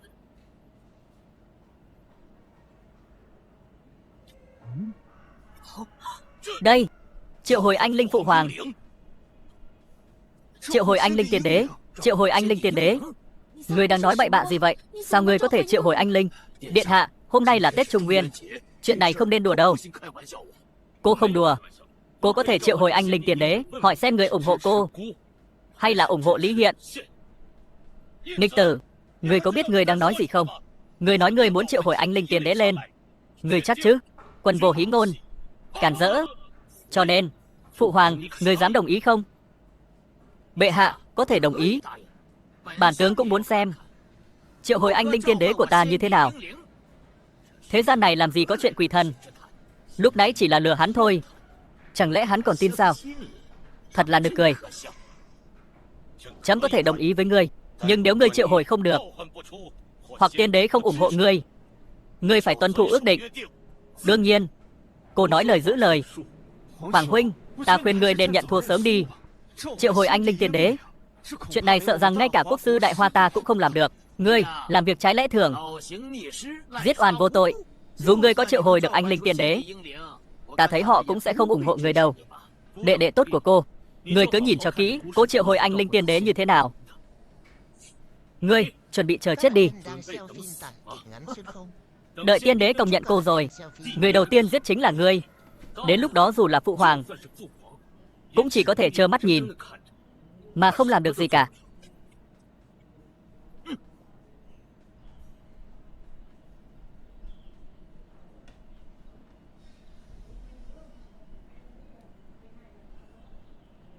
Triệu Quốc Công mang đồ lên đây, rồi sai người cắm xung quanh tường vây. Nhớ, cứ 10 bước cắm một cây. Xin điện hạ yên tâm, đều đã chuẩn bị xong. Phân phó họ hành động theo kế hoạch. Dạ.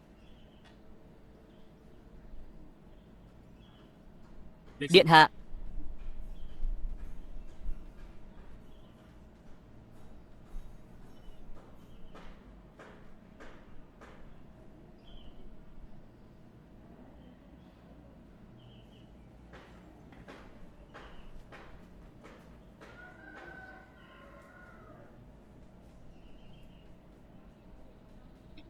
Điện hạ, mọi thứ đã chuẩn bị xong. Vất vả rồi, xuống lĩnh thưởng đi. Vâng.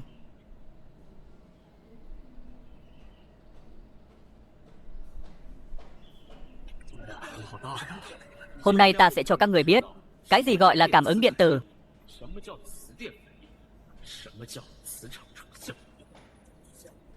Vật liệu trong tường cung này chứa rất nhiều. Sắt từ axit, băng từ có sẵn. Phụ hoàng, ngươi phải nhìn cho kỹ. Đợi cô triệu hồi tiên linh hoàng gia ra, ngươi phải tuân thủ ước định, đừng hối hận đó. Chấm cũng hy vọng ngươi tuân thủ ước định. Từ xưa đến nay, chấm chưa từng nghe nói có ai triệu hồi được anh linh người đã khuất. Người chưa từng nghe.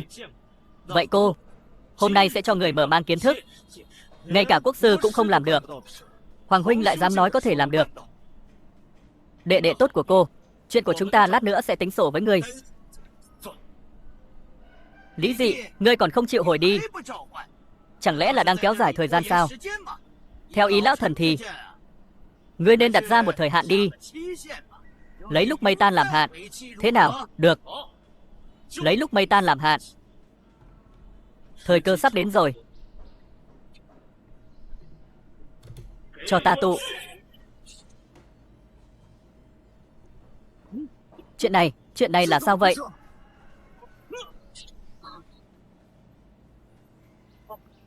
Đây, chuyện này là sao? Điện hạ đừng nóng vội, theo ý lão thần thì Lý Dị hắn đang tự tìm đường chết. Tự tìm đường chết, ý là sao? Điện hạ quên Tử Văn Chính rồi sao? Sấm sét cộng lại là sức mạnh của thiên phạt, đâu phải sức người có thể khống chế. Lát nữa giáng sấm sét xuống, nhất định sẽ đánh chết Lý Dị đó. Không sai, hắn đang tự tìm đường chết. Cô xem lần này hắn sống thế nào. Phụ thân, chuyện này thật sự được sao? Còn xem sấm sét đang lóe sáng trên đầu điện hạ kìa. Sao ta lại cảm thấy bất an thế này? Đến ngày hôm nay, chúng ta chỉ còn cách tin vào điện hạ. Hơn nữa điện hạ cũng không phải là người hồ đồ gì cho cam.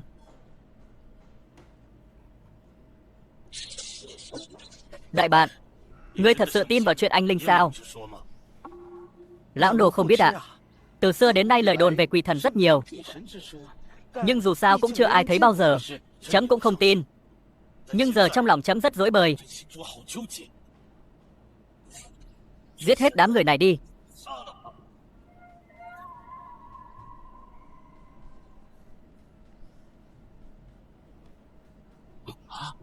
Thật sự có thể dẫn đến thiên lôi sao? Số lượng điện tích trong không khí đang tăng vọt. Thời cơ đến rồi.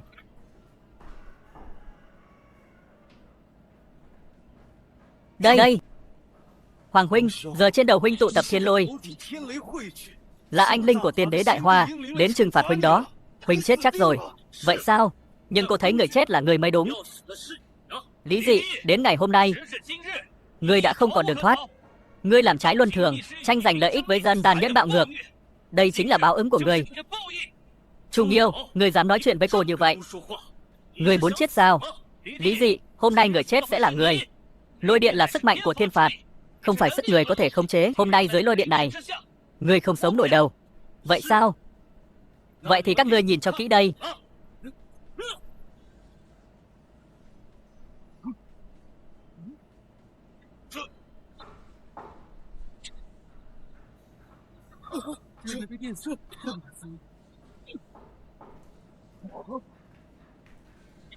Cô vẫn chưa chết, khiến các người thất vọng rồi.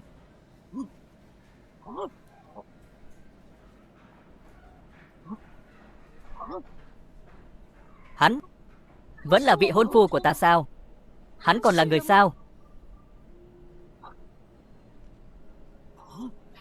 Điện hạ là người được trời chọn. Lôi điện không thể thêm vào, thiên phạt không thể quấy nhiễu. Thần xin chúc mừng điện hạ. Chúc mừng Đại Hoa. Các tộc nhân, mọi người thấy chưa? Vị khả hãn đáng kính đã nhận được phúc lành của Trường Sinh Thiên.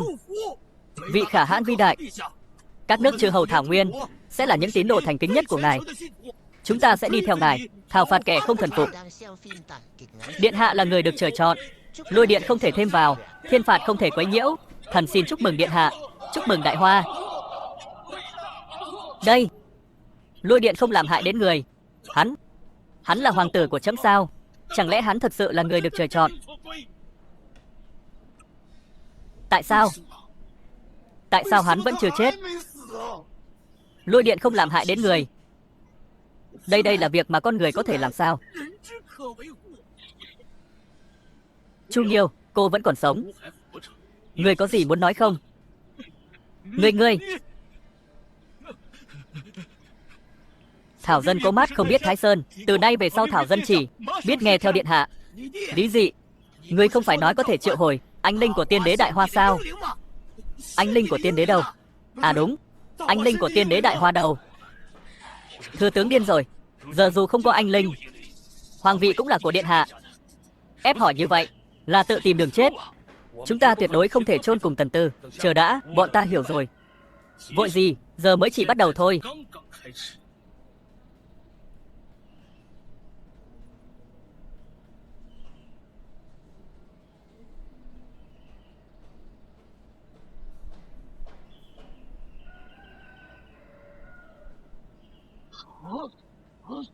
Đây.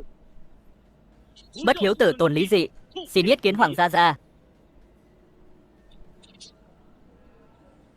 Phụ hoàng. Hoàng gia gia. Tiên hoàng.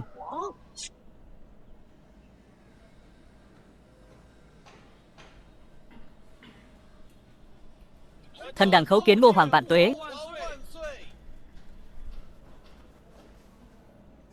Chúng ái khanh bình thân.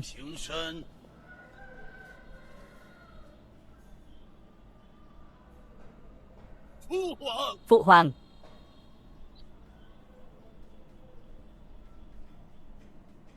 Tiên đế hiện linh rồi. Thần khấu kiến tiên đế. Thần đẳng khấu kiến Ngô hoàng vạn tuế.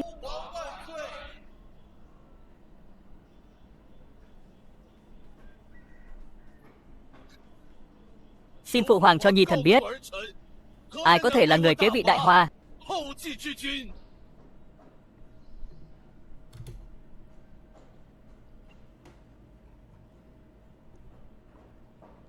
Nay Đại Hoa ta nội ưu ngoại hoạn, đây là lúc nguy cấp tồn vong. Tôn nhi dị ý muốn nắm giữ đại vị, kế thừa đại thống, đối nội chỉnh đốn, đối ngoại chinh phạt, cướp lương của phiên bang để làm đầy kho, cướp ngân tiền của ngoại bang để làm đầy quốc khố. Xin hoàng gia gia ân chuẩn.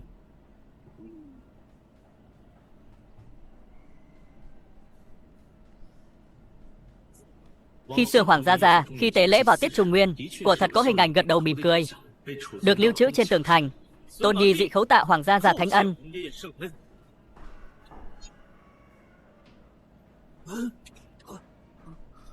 Phụ hoàng, hoàng tử lý dị tàn nhẫn bạo ngược, đi ngược lại, giết trung thần, giết người vô tội. Sao người có thể đồng ý với hắn?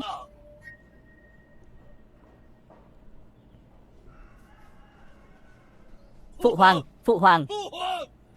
Chấm không phục. Phụ hoàng. Phụ hoàng, xin người tuân thủ ước định, lập tức phong cô làm thái tử. Chấm không phục, người giết người vô tội, tàn nhẫn bạo ngược. Nếu đặt Đại Hoa vào tay ngươi. Phụ hoàng, người định nuốt lời sao? Phụ hoàng, người suy nghĩ kỹ rồi trả lời cô. Lý dị, người muốn làm gì? Muốn giết cha đoạt vị. Ngươi hỏi thử Văn Võ bá quan, có đồng ý không? Đại hoàng tử Lý dị kế thừa đại thống, là thiên mệnh sở quy, lại được tiên đế ưng thuận. Đây là ý nguyện của mọi người. Thần xin bệ hạ hạ chỉ, lập Lý dị làm thái tử, để củng cố quốc bản. Chúng thần khấu xin bệ hạ hạ chỉ, sách phong Lý dị làm thái tử. Các người đứng lên cho bản tướng. Các người có biết mình đang làm gì không? Các người đang bức cung, đang tạo phản. Lẽ nào thừa tướng không thấy tiên đế đã chọn đại hoàng tử điện hạ? Kẻ tạo phản là thừa tướng ngươi chứ không phải chúng ta. Thừa tướng không biết thời thế, nghịch ý trời, chẳng lẽ không sợ bị trời phạt sao?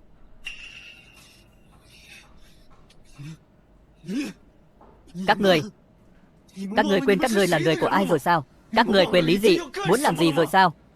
Lũ hỗn đản này. Hắn muốn quan lại và dân cùng nộp thuế, là muốn thu thuế của chúng ta đó. Ngươi hiểu không? Sống mới có mạng hưởng thụ. Đại hoàng tử được tiên đế ưu ái, được trời phù hộ, chúng ta nên tuân theo. Nếu trái ý trời là tự tìm đường chết. Chết rồi thì chẳng còn gì cả. Lũ chuột nhát. Chúng thần khấu xin bệ hạ thuận theo ý trời, tuân theo di chiếu của tiên đế, lập Lý dị làm thái tử. Chúng thần khấu xin điện hạ thuận theo ý trời, tuân theo di chiếu của tiên đế, lập Lý dị làm thái tử. Đây là thứ người muốn. Ngươi vì hoàng vị mà tàn nhẫn đến vậy sao? Tàn nhẫn là các ngươi.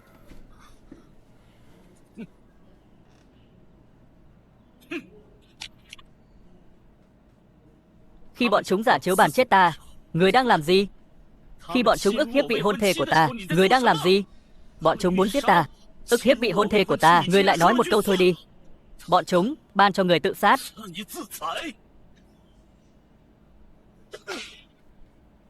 Dị nhi, phụ hoàng không biết. Từ nhỏ, người đã không thích của nhân, chỉ sủng ái Lý Hiện. Đến ngày hôm nay, của nhân và người không còn chút tình nghĩa nào nữa. Người, bây giờ, của nhân muốn người phong của nhân làm thái tử và cử hành đại điển nhường ngôi, truyền ngôi cho của nhân. Chấm còn sống, sau khi chấm chết, còn sẽ kế thừa đế vị. Của nhân đã nói, 3 ngày sau, đại điện truyền ngôi. Nghịch tử, ta sẽ không cử hành đại điển kế vị. Nếu có gan thì giết chấm đi. Của nhân sẽ không mang tiếng giết cha đoạt vị. Nhưng phụ hoàng phải nghĩ cho kỹ đấy. Vậy chấm vẫn nói không?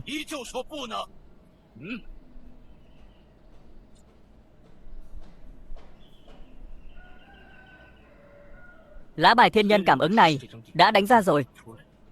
Không biết phụ hoàng còn lá bài nào để từ chối. Lý Dị, người bức bách phụ hoàng như vậy là đồng tội với mưu phản. Tần tướng, ngươi. Điện hạ, ta đã không còn sức xoay chuyển tình thế. Lý Dị, bản tướng đã chuẩn bị xong rồi. Ra tay đi. Tần tướng, ý ngươi là sao? Ngươi muốn chết? Hỏi thử xem ngươi có tha cho bản tướng không? Của nhân đương nhiên sẽ không tha. Nhưng ngươi không dãy dụa chút nào sao? Dãy dụa? Dãy dụa thế nào? Tất cả đều vô ích thôi. Thiên nhân cảm ứng là cơ hội cuối cùng rồi. Vậy thì không còn cách nào khác. Thay vì sống một chờ chết, chi bằng chết một cách hào hiệp.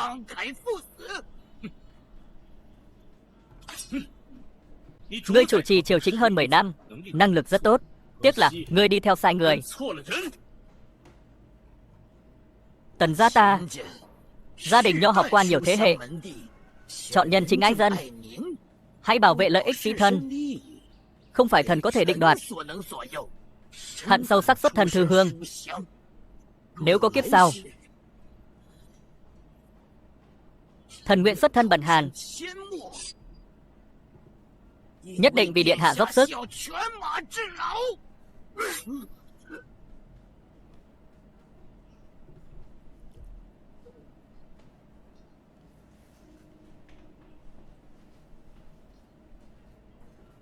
Tần tướng, tần tướng, người tự sát rồi. Ta phải làm sao đây? Lý Dị, tần tướng là đại nho trong thiên hạ, sao người dám bức tử ông ấy? Giờ không muốn nói nhảm với ngươi. Lát nữa sẽ xử lý ngươi. Trả lời của nhân có đồng ý không? Xin bệ hạ hạ chỉ sắc phong thái tử. 3 ngày sau nhường ngôi cho thái tử điện hạ. Nghịch tử, chấm tuyệt không khuất phục. Người bức tử tần tướng, giờ lại bức bách phụ vương như vậy, nhất định sẽ bị ngàn đời chửi rủa. Điện hạ vì xã tắc và bách tính, không màng danh tiếng cá nhân. Đây là việc minh quân nên làm. Lão thần nhất định sẽ ghi vào sử sách, ghi lại tráng cử lo nước thương dân của điện hạ. Một lũ tiểu nhân nịnh hót. Của nhân không có nhiều kiên nhẫn như vậy. Các ngươi đừng thách thức sự kiên nhẫn của nhân nữa. Chấm đã nói rồi, có bản lĩnh thì giết chấm đi. Của nhân cũng đã nói, không giết phụ hoàng. Lý Hiện thì không biết. Người đâu?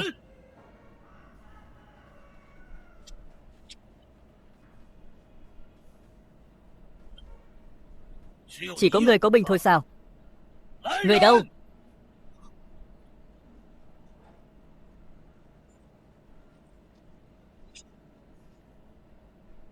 Chấm nói cho người biết, đây là hoàng cung. Muốn giết Hiện Nhi trước mặt chấm, đừng hòng. Xin hỏi bệ hạ, vì sao tạo phản? Đại hoàng tử kế thừa đại thống là di chiếu của tiên đế. Xin bệ hạ mau chóng hạ chỉ. Nhị hoàng tử Lý Hiện vô tài vô đức, giả chiếu ban chết điện hạ. Đây là mưu sát huynh trưởng, là tội mưu nghịch. Nhất định phải thế này, giằng co với của nhân sao? Được, chấm có thể lập ngươi làm thái tử, cũng có thể sau này chuyển ngôi cho ngươi, nhưng ngươi phải đảm bảo tha cho Hiện Nhi. Nếu không, chấm tuyệt không hạ chỉ. Phụ hoàng, của nhân đồng ý với người, hôm nay tha cho hắn.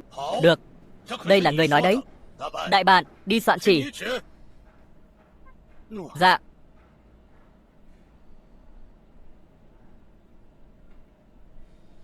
Bệ hạ, trên này đã đóng xong quốc tỷ rồi. Đại Hoa Hoàng đế chiếu, này có đích trưởng tử Lý Dị, tài hoa xuất chúng, được trời ban ân, được tiên đế chấp thuận, nên làm thái tử Đại Hoa, để 3 ngày sau kế thừa đại thống.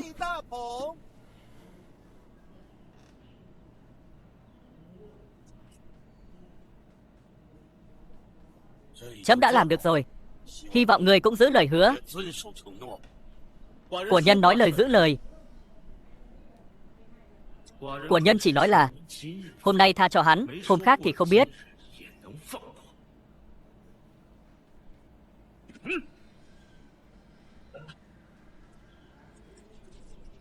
Thần đẳng khấu kiến thái tử điện hạ. Thiên tuế, thiên tuế, thiên tuế. Chư khanh bình thân. Tạ thái tử điện hạ. Điện hạ, tha cho thảo dân, tiểu nhân nguyện dâng hết gia sản. Giết người, gia sản cũng là của cô. Lôi xuống tịch thu gia sản, chu diệt tộc.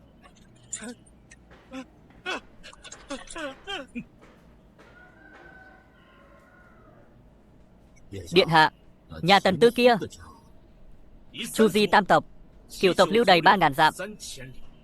Thần hiểu.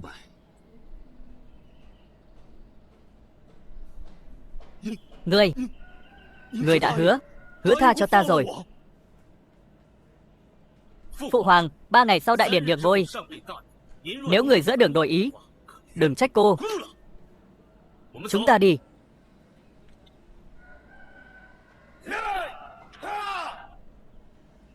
Nghịch tặc ác tặc, chúng dám phản bội chấm, chấm mới là hoàng đế. Chúng đáng bị chu diệt cửu tộc. Bệ hạ, bảo trọng long thể, đừng làm hỏng thân thể. Giờ nói những lời này có ích gì?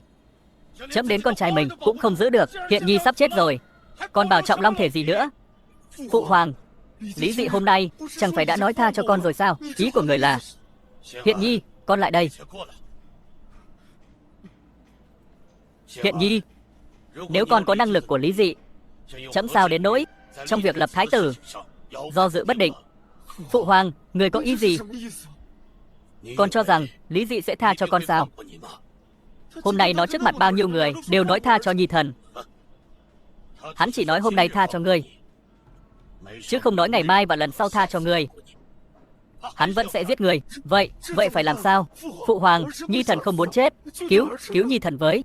Ai bảo con theo Tần Tư? Giả chiếu ban chết cho Lý Dị. Con có biết không, giả chiếu có nghĩa là gì không? Nhi thần, cái này, nhưng hắn có 60 vạn đại quân. Nhi thần, giả chiếu ban chết chính là trở mặt, không cần để mặt nữa. Nên Lý Dị không để, chấm càng không để con. Nhi thần không ngờ nghiêm trọng vậy. Điện hạ, nếu không trở mặt, dù Lý Dị muốn hoàng vị cũng phải tuân thủ quy tắc, trừ khi hắn muốn mang tiếng bất nghĩa, giết vua giết cha. Nhưng bây giờ hắn hoàn toàn không quan tâm đến điều đó. Đó là vì điện hạ trở mặt, muốn hắn chết, hắn đương nhiên sẽ không để ý đến danh tiếng nữa. Vậy phải làm sao? Bây giờ ta chỉ có thể chờ chết sao? Phụ hoàng, có 3 ngày sau, Lý Dị sẽ dẫn người từ vương phủ đến hoàng cung tham gia đại điển thoái vị. Người dẫn một đội người chặn giết giữa đường, mang đầu hắn đến gặp chấm. Cái này, hắn nắm trọng binh, lỡ thất bại thì sao? Chấm sẽ ngầm điều một đội cấm quân đến Triệu Quốc công phủ vào ngày đó, bắt cha con Trình Giao. Như vậy, dù còn thất bại, cũng có thể uy hiếp Trình Tiết. Phụ hoàng cao kiến, Nhi thần đi chuẩn bị ngay.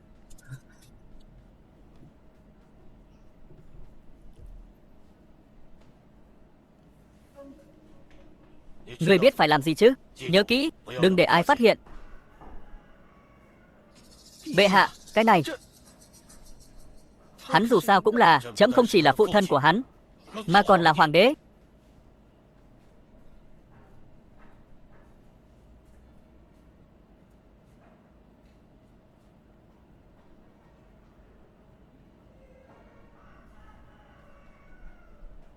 Bầu trời đêm đẹp quá. Vì giang sơn như họa này, trẫm không thể nương tay. Hắn là con cháu hoàng gia, đây là số mệnh của hắn. Bọn thần khấu kiến điện hạ. Điện hạ thiên tuế, thiên tuế.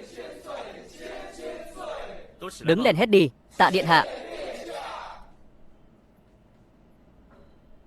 Cô triệu chư vị đến đây đêm này chỉ vì quan lại cùng dân nộp lương như nhau. Cô không cần biết các người nghĩ gì. Chuyện này đều phải thúc đẩy cho cô. Nếu ai dám phản đối, cô không ngại giết thêm vài người. Xin điện hạ yên tâm, bọn thần biết phải làm gì. Chuyện này cứ giao cho thần là được. Biết là tốt. Lùi xuống đi. Võ tướng ở lại.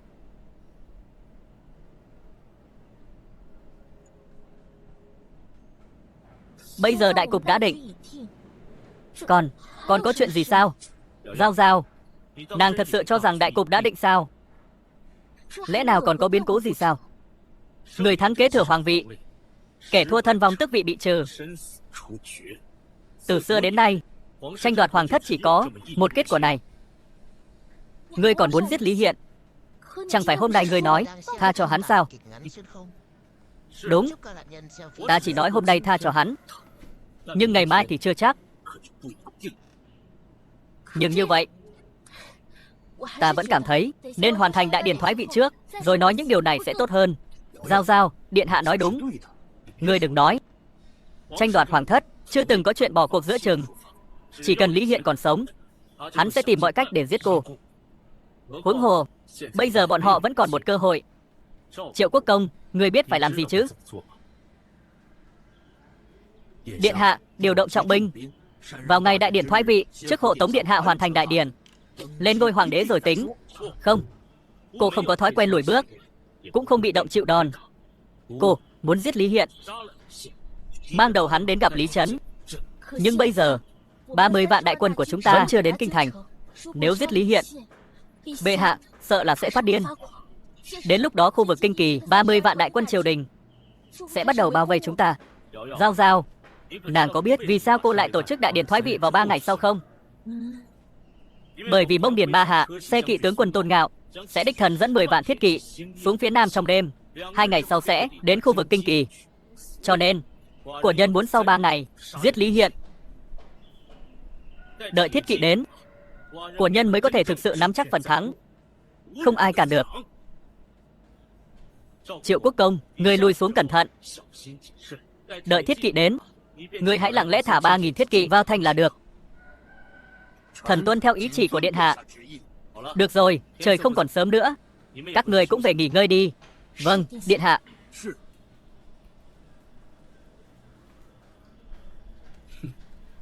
Hy vọng các người đều biết điều một chút. Đừng đợi của nhân lên ngôi rồi mới ra tay.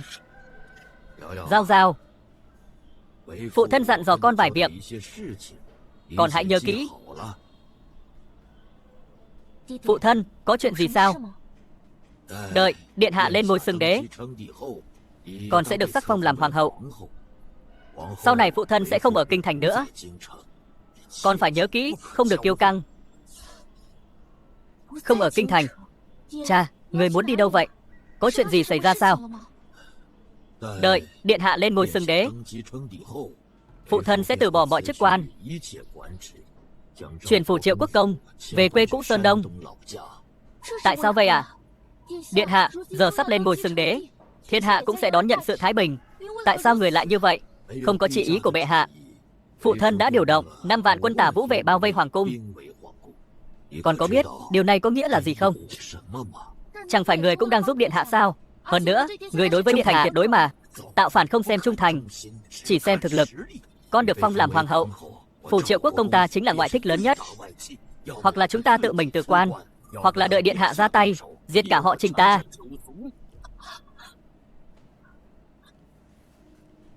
Vậy điện hạ sẽ làm như vậy sao?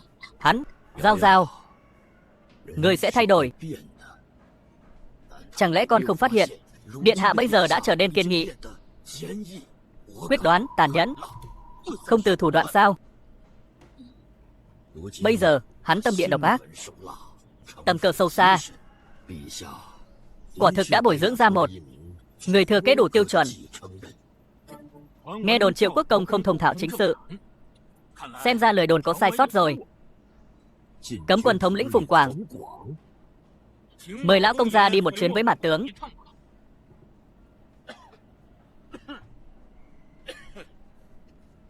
Bệ hạ, đây là tin tức cuối cùng từ ngoài cung chuyển đến. Lý Dị có 10 vạn thiết kỵ xuống phía nam, ngày mai đến kinh thành. Lý Dị phong tỏa kinh thành, Kim Ngô vệ trấn thủ kinh thành đã hoàn toàn nghiêng về đại hoàng tử. Mọi liên lạc của chúng ta với bên ngoài thành đều bị cắt đứt. Chậm biết rồi. Ngươi chuẩn bị xong chưa? Chuẩn bị xong rồi. Phùng Quảng bọn họ đang đợi ở Tây Noãn Cát. Đi thôi. Hy vọng bọn họ đừng làm chấm thất vọng.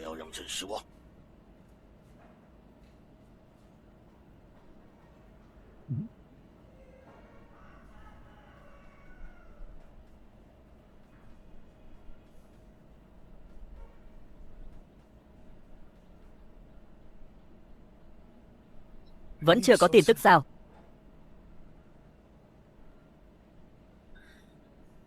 Điện hạ, mau vào đi. Thế nào? Bẩm điện hạ, Lý Dị lên chiếc xe ngựa thứ hai đang hướng về hoàng cung. Tốt, đến hay lắm. Lần này cô muốn hắn chết. Đi, chúng ta đi giết Lý Dị.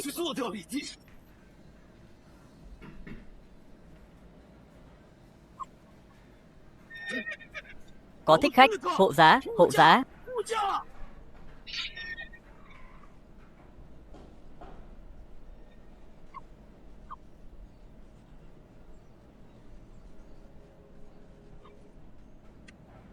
Điện hạ. Giao giao, đừng qua đó. Nhưng nếu điện hạ được cứu chữa kịp thời, có lẽ còn có thể cứu được. Yên tâm, điện hạ sẽ không sao đâu. Nhưng chiếc xe ngựa này đều bị bắn thành nhím rồi. Con tin vào vi phụ. Dám ở kinh thành thích sát vương giá, chẳng lẽ không có can đảm hiện thân sao? Ai nói bản vương không dám ra? Quả nhiên là ngươi.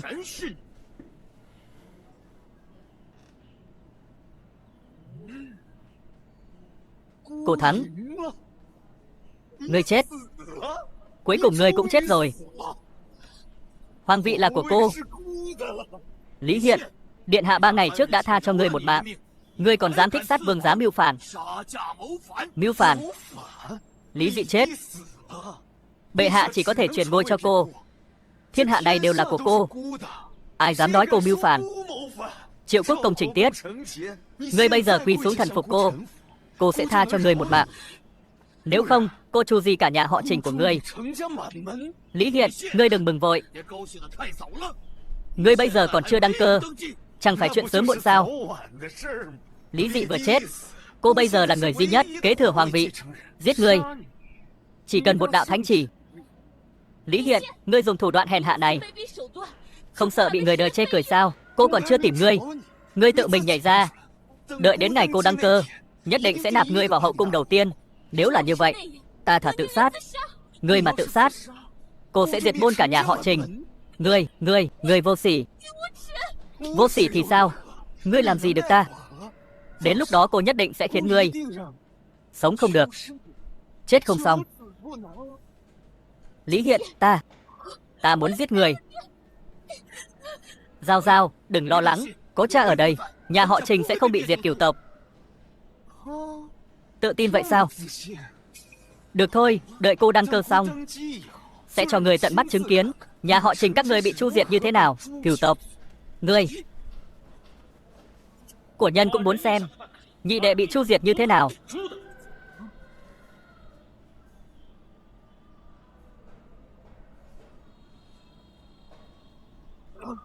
Ngươi không ở trong xe ngựa. Ngươi không ở trong xe ngựa. Cô đương nhiên không ở trong xe ngựa. Nếu không chẳng phải ngươi được lợi sao? Không thể nào. Người của ta tận mắt thấy ngươi lên xe ngựa bên ngoài vương phủ. Sao ngươi có thể không ở trong xe ngựa? Chẳng lẽ phụ hoàng thích người ngốc, cảm thấy người dễ lừa nên mới thích ngươi? Hiện giờ cả kinh thành đều nằm trong sự kiểm soát của cô không muốn cho người thấy, ngươi liền không thấy được, cô cho người thấy. Ngươi có thể thấy được. Lý Dị, ngươi đừng đắc ý. Cho dù ngươi không ở trong xe ngựa, ta có 2.000 cấm quân trong tay. Ngươi sống được sao? Thật là nực cười. Ngươi cho rằng ngươi mang 2.000 cấm quân ra cô không biết sao? Thôi đi, lời nói chuyện với loại người như ngươi. Ngươi tự sát hay là cô đích thân giúp ngươi? Ta có 2.000 cấm quân. Cận chiến giao binh, liều chết về tay ai còn chưa biết. Cô đã nói rồi. Ngươi mang 2.000 tinh binh ra cung. Cô, sao có thể không chuẩn bị? Thái tử có lệnh, buông vũ khí, đầu hàng không giết. Nếu dám phản kháng, giết không tha.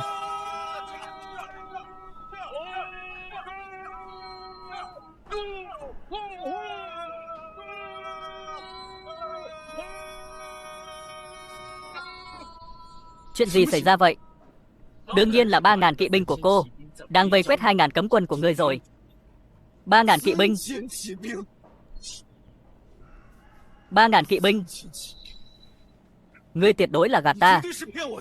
Tả Vũ vệ tổng cộng chỉ có mấy trăm người hầu, lấy đâu ra 3.000 kỵ binh? Ai nói đây là binh của Tả Vũ vệ? Chẳng lẽ dưới trướng của nhân không thể có thiết kỵ sao? Bọn họ là thiết kỵ biên cảnh. Xem ra người cũng không quá ngốc. 7 ngày trước, bọn họ đã rời khỏi biên cương xuống phía nam, mỗi ngày chạy nhanh mấy trăm dặm.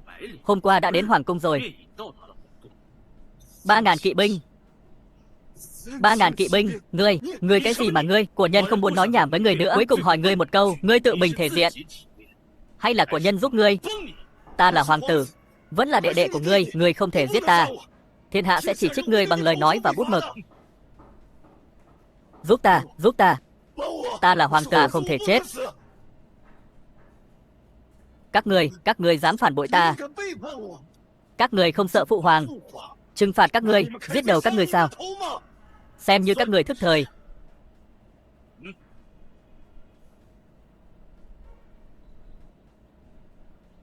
Đã ngươi không muốn thể diện, vậy của nhân giúp ngươi, ngươi không thể giết ta. Ta là đệ đệ của ngươi, thiên hạ sẽ chỉ trích ngươi bằng lời nói và bút mực. Không sao cả.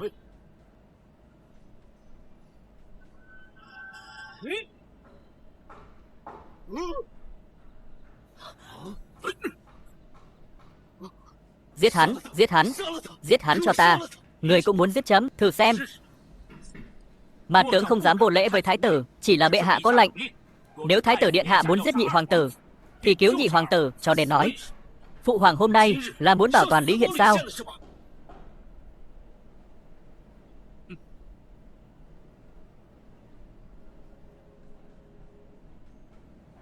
Nhưng của nhân không thích nghịch. Sát. Trừ Lý Hiện, không để lại ai. Chậm. Xin thái tử điện hạ nghe vi thần. Của nhân chỉ muốn nghe những điều muốn nghe. Nếu không thì của nhân không đại diệt tộc nhà ngươi lần nữa. Phùng gia tam tộc, nhị hoàng tử Lý Hiện chắc chắn phải chết. Chắc chắn phải chết. Ngươi muốn thay của nhân giết hắn. Vậy tốt, động thủ đi. Đợi của nhân đăng cơ sau, sẽ tha cho người không chết. Không, chuyện này không cần thái tử điện hạ và mạt tướng đích thân động thủ. Thái tử điện hạ theo mạt tướng vào cùng, bệ hạ sẽ đích thân động thủ. Ngươi nói gì? Phụ hoàng sẽ đích thân động thủ. Ngươi xem ta là kẻ ngốc sao? Thôi, nếu đã như vậy, vậy cũng không có gì để nói. Giết. Nhị hoàng tử Lý Hiện đã trúng kịch độc. 2 canh giờ nữa sẽ độc phát mà chết. Ngươi nói gì? 2 canh giờ nữa sẽ độc phát mà chết. Đúng vậy. Nhị hoàng tử điện hạ trước khi xuất cung đã uống thuốc độc mãn tính, giờ Mùi Khắc Ba sẽ độc phát mà chết. Cô khi nào uống thuốc độc mãn tính? Giải dược ở đâu? Các người vì sao muốn giết cô? Chẳng lẽ điện hạ quên trước khi xuất cung đã uống cành thuốc sao? Phụ hoàng, Phùng Quảng tướng quân chuẩn bị xong binh mã rồi, đang ở ngoài cung môn chờ Nhi thần. Nhi thần xin đi trước. Chậm. Phụ hoàng còn gì dặn dò sao? Hoàng Nhi, đây là chấm đặc biệt bảo ngự trù, làm cho con đó mấy ngày nay cứ an tâm ngủ đi.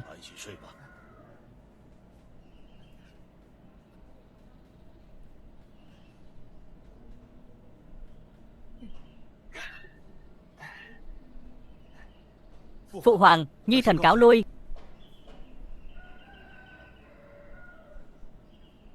Không, ngươi gạt ta. Phụ hoàng muốn chuyển ngôi vị cho ta. Sao có thể hại ta? Các ngươi gạt ta.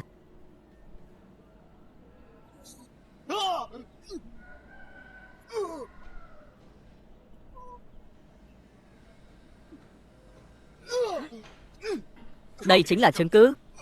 Thuốc này sẽ ăn mòn nội tạng, bắt đầu từ vùng eo. Nên bây giờ chỉ cần ấn vào, vùng eo của ngài sẽ đau đến chết đi sống lại. Thái tử điện hạ bây giờ đã tin lời mặt tướng chưa? Điện hạ cứ yên tâm, ta cũng sẽ dẫn binh vào hoàng cung, nắm quyền kiểm soát, tuyệt đối sẽ không có vấn đề. Tốt.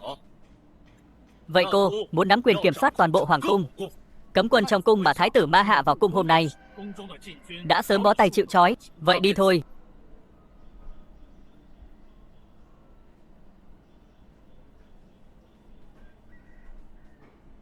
Ngươi muốn hỏi gì cứ hỏi đi. Hoàng gia, ngài rốt cuộc là có ý gì? Vì sao lại? Ngươi muốn hỏi chấm, vì sao lại hạ độc thủ với Hiện Nhi? Đúng vậy, hoàng gia. Ngài không phải muốn chuyển ngôi cho nhị hoàng tử điện hạ sao? Nhưng mấy ngày gần đây hành vi của ngài, đây cũng là điều mà của nhân nghi hoặc. Phụ hoàng, người không phải đã chuyển ngôi cho Lý Hiện rồi sao? Phụ hoàng, người vì sao lại hạ độc Nhi thần? Nhi thần không cam tâm, Nhi thần chết không nhắm mắt. Đây cũng là điều mà cô muốn biết. Phụ hoàng, người trước sau bất nhất. Thật sự là nói không thông. Bởi vì chấm muốn để Dĩ Nhi trở thành đế vương thực sự.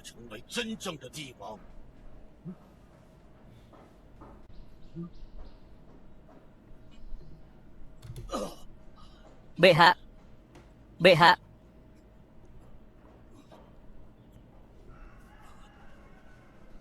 Thực ra tháng trước, chấm đã nên chết. Là thần ý cứu chấm, nhưng cũng chỉ có thể giúp chấm sống thêm vài ngày. Bây giờ chỉ trong 3 ngày ngắn ngủi, cơ thể chấm đã nhanh chóng suy yếu. Ta đã không còn thời gian. Phụ hoàng, còn Nhi thần nữa. Người không phải đã hứa sẽ nhường ngôi cho Nhi thần, nhưng tại sao lại hạ độc Nhi thần? Người không phải là thích Nhi thần nhất sao? Tất cả chuyện này rốt cuộc là vì sao? Trí thông minh của ngươi đương nhiên sẽ không hiểu. Phụ hoàng không còn cách nào, cho ngươi cơ hội, nhưng ngươi khó đảm đương trọng trách. Nhi thần trong lòng 1.000 lần không phục. Dựa vào cái gì mà nói ta khó đảm đương trọng dụng? Bởi vì ngươi sỉ nhục Trình Giao. Nhân cơ hội này kích động Lý Dị, để hắn nổi cơn thịnh nộ giết người, rồi chạy đến trước mặt chấm giả đáng thương, muốn mượn tay chấm, để hắn vĩnh viễn không có cơ hội lên ngôi. Kẻ làm vua mà âm u như vậy, sao có thể thống trị thiên hạ? Ban đầu chấm của thật rất tức giận, hận Lý Dị dám chém giết người trong điện. Nhưng chấm cũng hiểu, chuyện này có lẽ là thật. Phụ hoàng, lúc đầu người nói với con, kẻ làm vua phải tàn nhẫn. Con làm theo lời người nói. Bây giờ người lại nói không muốn chuyển ngôi cho con. Rốt cuộc là vì sao? Chấm nói cho con biết, kẻ làm vua phải quang minh chính đại. Con có thể giết người, có thể tàn bạo hung ác, nhưng con tuyệt đối không được giở thủ đoạn tiểu nhân. Như vậy không thể thống trị giang sơn vạn dặm của Đại Hoa. Hiện Nhi, phụ hoàng cần dùng con để rèn luyện Dị Nhi, để nó đạt đến cảnh giới đế vương vô tình thật sự. Như vậy nó mới gánh vác được giang sơn xã tắc Đại Hoa ta.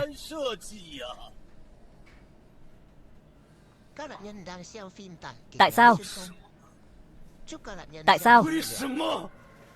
Con cũng có thể gánh vác được giang sơn xã tắc của Đại Hoa mà. Hiện Nhi còn quá tin tưởng Văn Quan và Thổ Hào rồi, còn có quan hệ quá sâu với bọn họ. Nhưng sau khi lên ngôi hoàng đế, con phải dựa vào họ để cai trị thiên hạ chứ. Hiện Nhi, Cai trị đất nước dựa vào binh quyền, dựa vào vương đạo, không phải dựa vào đám thổ hào đó. Nhưng con trai à, 5 năm trước, Dị Nhi tính tình nóng này, bạo ngược, lại có quan hệ mật thiết với đám thổ hào đó. Chấm bất đắc dĩ cho Dị Nhi đến biên thành rèn luyện, rồi đưa con ở lại bên cạnh chấm, tự mình bồi dưỡng. Kết quả 30 vạn đại quân ở khu vực Kinh Kỳ con không để ý, còn lại liên hệ với đám thổ hào đó. Phụ hoàng, thổ hào, bọn họ chỉ nghĩ đến lợi ích của bản thân. Bọn họ không quan tâm đến dân chúng chịu khổ. Tình cảnh khó khăn hiện tại là do thổ hào gây ra. Mất mùa trên diện rộng không phải là không có lương thực, mà là thổ hào muốn mượn cơ hội này để nắm giữ quyền lực.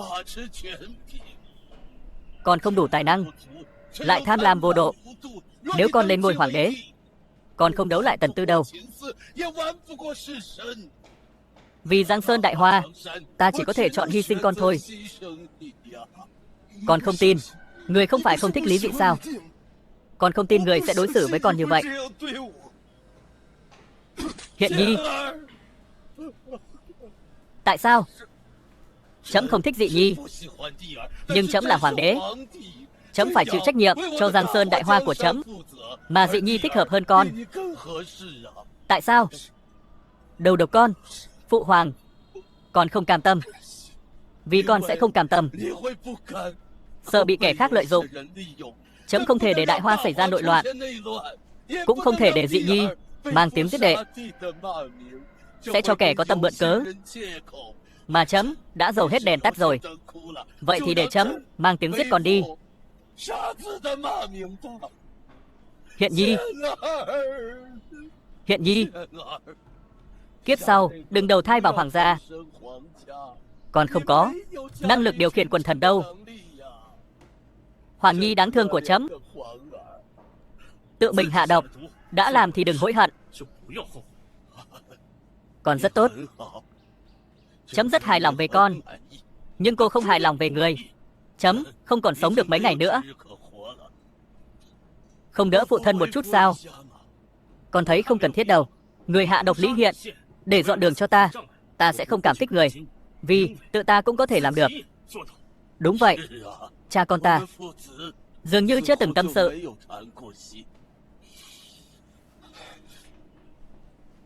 Ta biết, người từ nhỏ đã không thích ta. Mẫu hậu ngươi xuất thân tướng môn, đối đầu với thổ hào. Khi mẫu hậu ngươi mang thai, thái y bị mua chuộc, cho bà ấy uống nhiều thuốc bổ, dẫn đến khó sinh. Nhìn thấy ngươi, chỉ nghĩ đến mẫu thân của ngươi. Ta thường nghĩ, nếu không có con, có lẽ mẫu hậu con vẫn còn sống. Khi con ở triều đình, ra sức giết quan văn, trong lòng chấm đã quyết định. Nhưng chấm vẫn muốn tiếp tục khảo nghiệm con, đồng thời cũng là tàn luyện con. Vào ngày hôm đó, trong lễ Trung Nguyên, nếu con không triệu hồi anh linh của hoàng gia ra, phụ hoàng sẽ chuyển ngôi vị cho con chứ? Dù con không triệu hồi anh linh, chấm vẫn sẽ chuyển ngôi vị cho con, bởi vì con là hoàng tử ưu tú nhất của chấm. Vậy tại sao lúc đó phụ hoàng lại tuyên bố Lý Hiện là thái tử, mà bây giờ lại muốn giết hắn? Về phần Lý Hiện, Dị Nhi, con phải nhớ rằng quân vương nhất định phải tuyệt tình. Tình bạn, tình thân đều có thể vứt bỏ. Ta thích Hiện Nhị, nhưng so với cơ nghiệp thì có đáng gì? Vì cơ nghiệp Đại Hoa của ta, hy sinh hắn thì sao? Phụ hoàng, người còn tàn nhẫn hơn con cũng không làm người thất vọng. Chỉ là việc quan lại và dân chúng cùng nộp thuế, chấm không thấy được nữa rồi. Đại bạn, tuyên chỉ đi. Tuân lệnh.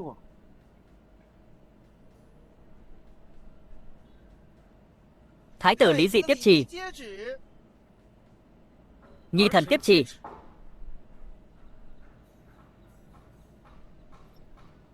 Đại Hoa hoàng đế lệnh. Nay có hoàng tộc chính thống đời thứ 10, Lý Dị tài tuyệt kinh diễm, thương dân như con. Trong thời gian trấn thủ biên cương, chính sự hài hòa, có thể kế thừa đại thống, sẽ là đệ thập đế của Đại Hoa ta. Khâm thử. Nhi thần tiếp chỉ.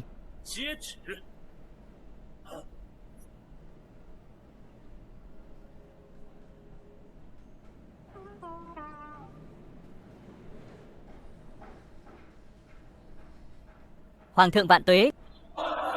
Vạn tuế, vạn vạn tuế. Các khanh bình thân. Trịnh Bảo tuyên chỉ. Phụng Thiên thừa vận. Hoàng đế chiếu viết: từ ngày hôm nay, năm thứ 20 Đại Hoa Hoàng Văn, Hoàng đế Lý Trấn Băng Hà, Thái tử Lý Dị kế vị, đổi niên hiệu quan chính. Năm đầu quan chính, Lý Dị thực thi cải cách, thực hiện tần chính. Năm thứ 15 quan chính, đổi niên hiệu Long Võ, chỉnh đốn quân đội, thành lập Tân Quân Hải Lục. Năm thứ 15 Long Võ đổi niên hiệu Đại Nghiệp. Năm thứ 3 Đại Nghiệp, Thủy sư Nam Trinh, tung hoành đại dương. Năm thứ 8 Đại Nghiệp, 80 vạn quân Đại Hoa khai chiến Tây Trinh. Năm thứ 15 Đại Nghiệp, Thủy sư Đông Trinh. Năm thứ 30 Đại Nghiệp, vạn quốc triều bái.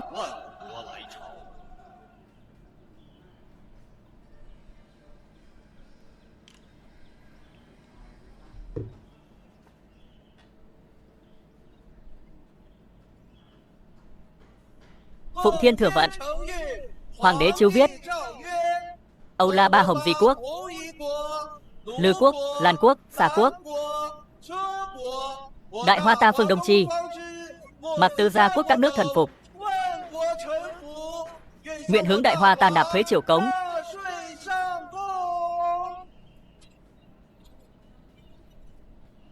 Hoàng thượng Thánh Minh. Cung nguyện Hoàng thượng vạn tuế.